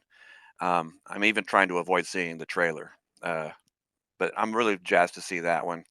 And this one doesn't come out till September, but technically it's still summer, and that's The Long Walk. Um, That looks kind of really that was always intriguing. it's one of my favorite Stephen King books, and I've been waiting for years for a movie, and the trailer makes it look like kind of a gritty, down to earth, somber film, just like the tone of the novel. It doesn't look like there's a lot of Hollywood flash in it, so I'm really looking forward to that one. Todd, it's your turn. What have you got that you have to look forward to? Well, I'm probably going to be a little bit boring comparatively here. I'm just going to go with the blockbuster route because, I mean, Superman. I'm looking forward to Superman. Going to see the 1978 one is such a memorable moment of my childhood and in my development as a movie fan. So now to see this new one coming out, I'm really excited about it. And along the same lines as we're mentioning multiple ones, I'm also very much looking forward to the Fantastic Four one because that's a series of comics. I'm not a big comic guy, but when my son was very young, we read through a lot of the original run of Fantastic Four, including the Galactus storyline that this seems to be taking a lot of inspiration from. So I'm very much looking forward to that as well. No, I got nothing against the blockbusters. I think that they're the main reason that people look forward to summer. The other films are great, and I like the fact that the movie season gets filled in with a variety of things still, as opposed to it's all just being blockbusters.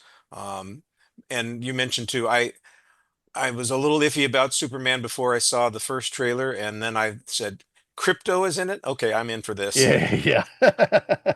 I like the idea that this is going to, I don't want to say it's going to be lighthearted, but it looks to me like it's more in the spirit of the Superman films from the 70s and early 80s than The the Snyderverse, yeah. Snyderverse ones were. And I think I'll probably relate to that a little bit more. Mm. And the idea of Fantastic Four is growing on me. Uh, I'm I'm just not sure. Uh, Nobody two would have been on my list, and somebody briefly mentioned the one that I will talk about, and that's 28 Years Later, which is the third in a series of films. Danny Boyle did the first one, 28 Days Later, and I love that film. I saw the second one. I forget who the director was. Was it 28 Weeks Later? And it was, I thought it was very good. It was a much more action oriented version of the story, and I thought it worked well. And I'm a fan of Aaron Taylor Johnson, so he is featured actor in 28 Years Later, and the trailers have been pretty effective. I've tried to avoid too much on reading about it because I don't want to know too much. But the idea that they're returning to this franchise after several years, and that a take on it that is obviously based on the passage of time, I'm going to be intrigued by that. I have not been following. I didn't watch all of those zombie shows that have been on The Walking Dead. I That's something I have in the future to catch up with because I didn't see all those things. So I'm still good with a zombie story. I haven't been burned out by it, and I think a lot of people may have been. We'll see. Hopefully, the film will succeed. I want to thank my guests for showing up this week and participating, creating their lists and sharing them with us. And I want to give everybody a chance to promote those things that they are interested in. I did think of one other thing to mention, though. I meant to talk about it when Dave was talking about taking a Pelham 123. Coming up is Movie Rob is doing one Pelham 123 as his next minute by minute series. So those of you who are interested in maybe participating in that, I'm sure that Movie Rob would find a space for you. He's already reached out to me, so I'm going to be Excellent. joining on that one. Excellent. So, Todd, have you got something to promote this week? Of course. So yeah, we've got episodes of the Forgotten Film Cast that you can check out. This week's episode, I was joined by a first-time guest on the show, John Cross, from the After Movie Diner.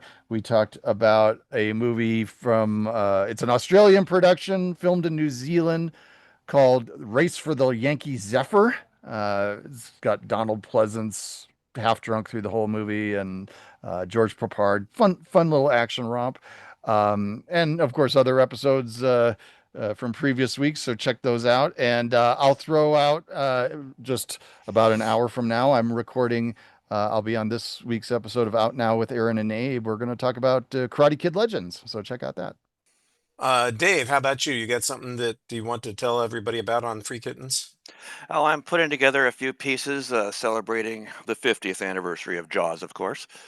And also look out for a 4K review of the Sean Connery James Bond films that Warner Brothers is putting out. Those 6 movies are being put out in 4K in a box set. Yeah, because they need more of my money, damn it. Yeah. Well, I don't have all the Connery Bonds in 4K, so selfishly speaking, I'm looking No, forward to it. it's understandable. It's understandable. How many times do I have to buy these damn movies? As many It's, times as I've bought the White Album. yeah, there you go. That's it. Nicole, have you got something to promote? Yes, I would like to promote the inevitable defeat of Mr. and Pete for June movie of the month. For those who like good dramas, if you're listening to this, I encourage you to vote for the inevitable defeat of Mr. and Pete. Now, there are some great films up for movie of the month this month. I nominated the movie because I saw it at a film festival, and it invoked some emotions in me that usually don't happen. It's a coming of age drama set during a heat wave in New York City, where two inner city boys who are left to fend for themselves for weeks without money, electricity, and food have to figure out a way to survive. It follows a 13-year-old boy named Mr. who lives with his mother, Gloria, who's a lady of the night and is also addicted to drugs. Then there's a 9-year-old Korean American boy named Pete, whose mother is also caught up in drugs and working the street corners. But when Pete's mother goes missing, he ends up at Gloria's house where Mr. reluctantly takes him in. But when then Gloria gets arrested during a raid, both Mr. and Pete are left alone to survive a sweltering summer while hiding from robbers, sexual predators, child protective services, and other dangers of the Brooklyn projects where they live. Anthony Mackie's in this movie, as well as Jennifer Hudson and Jeffrey Wright and Jordan Sparks. So Like yeah. the cast. Very nice. Well, good luck. I think voting is open for another week, folks. So those of you who are interested, make sure that you go to the Lamb site and vote for these films that might be movie of the month for June. I'm happy to have any of the movies that were nominated be selected, but Nicole always gives a good argument for the ones that she's put up. Howard, it's your turn. What have you got to share with us? What should we turn our eyes and ears to? Well, it's still Pop Art, my podcast where we find the art and pop culture and the pop culture and art. Most recent one is still the Valentine's Day episode with you, Richard, where we talk. Oh, it's not the most recent one. Sorry, I apologize. That's okay. But I do recommend the one with Richard, where we did music and lyrics and once. But the most recent one is it's with Jason Soto, the Rabbit Hole podcast, where we did Foul Play and The Man Who Knew Too Much, which is two films about people accidentally becoming involved in an assassination plot. And the one I'm working on editing now is with Andy Golding of the Blueprint Review, where we talked Parenthood and the Royal Tenenbaums, two films about families. All right, so stuff to look forward to and stuff to look back at. That's nice. On my site, I'm still trying to catch up. I'm 4 films behind, so I'm in trouble. I just need to spend some time writing because my goal is to write about every film I see in the theater, and I've got another entry for Jaws because I saw that the other night. I still have to catch up on my Mission Impossible entry and Fight or Flight and Bloodlines. And tonight I'm seeing Dr. Strangelove on the big screen. So just more stuff to do than I possibly have time to do. That's because I'm trying to put together the videos for these shows, and they take up a lot of my time, damn it. But they're fun to do, and I would also recommend that people turn their eyes to that. The YouTube channel for the last 3 years now, we've produced a video for each week's show, and I like to think of it as the illustrated podcast. So if you want to catch up on something and you don't want to just listen, you want your eyes to be stimulated as well, then that's a good place to go. All right. Well, I want to thank everybody for coming this week, and I want to thank everybody who's listening. Hopefully, you'll have your own list of top 5 things to share with your friends and family, and they'll all see the movies that you want them to see. Meanwhile, you should do the things that we've recommended here, because after all, we spent all this time and energy doing it. Thanks, everybody. We'll talk to you soon.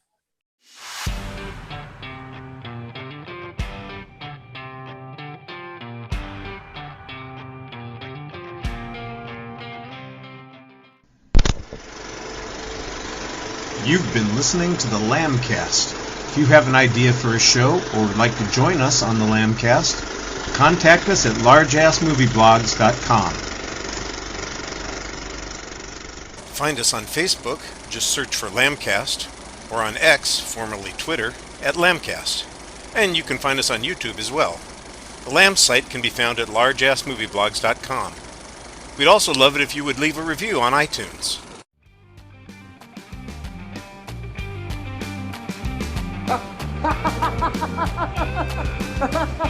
It's over!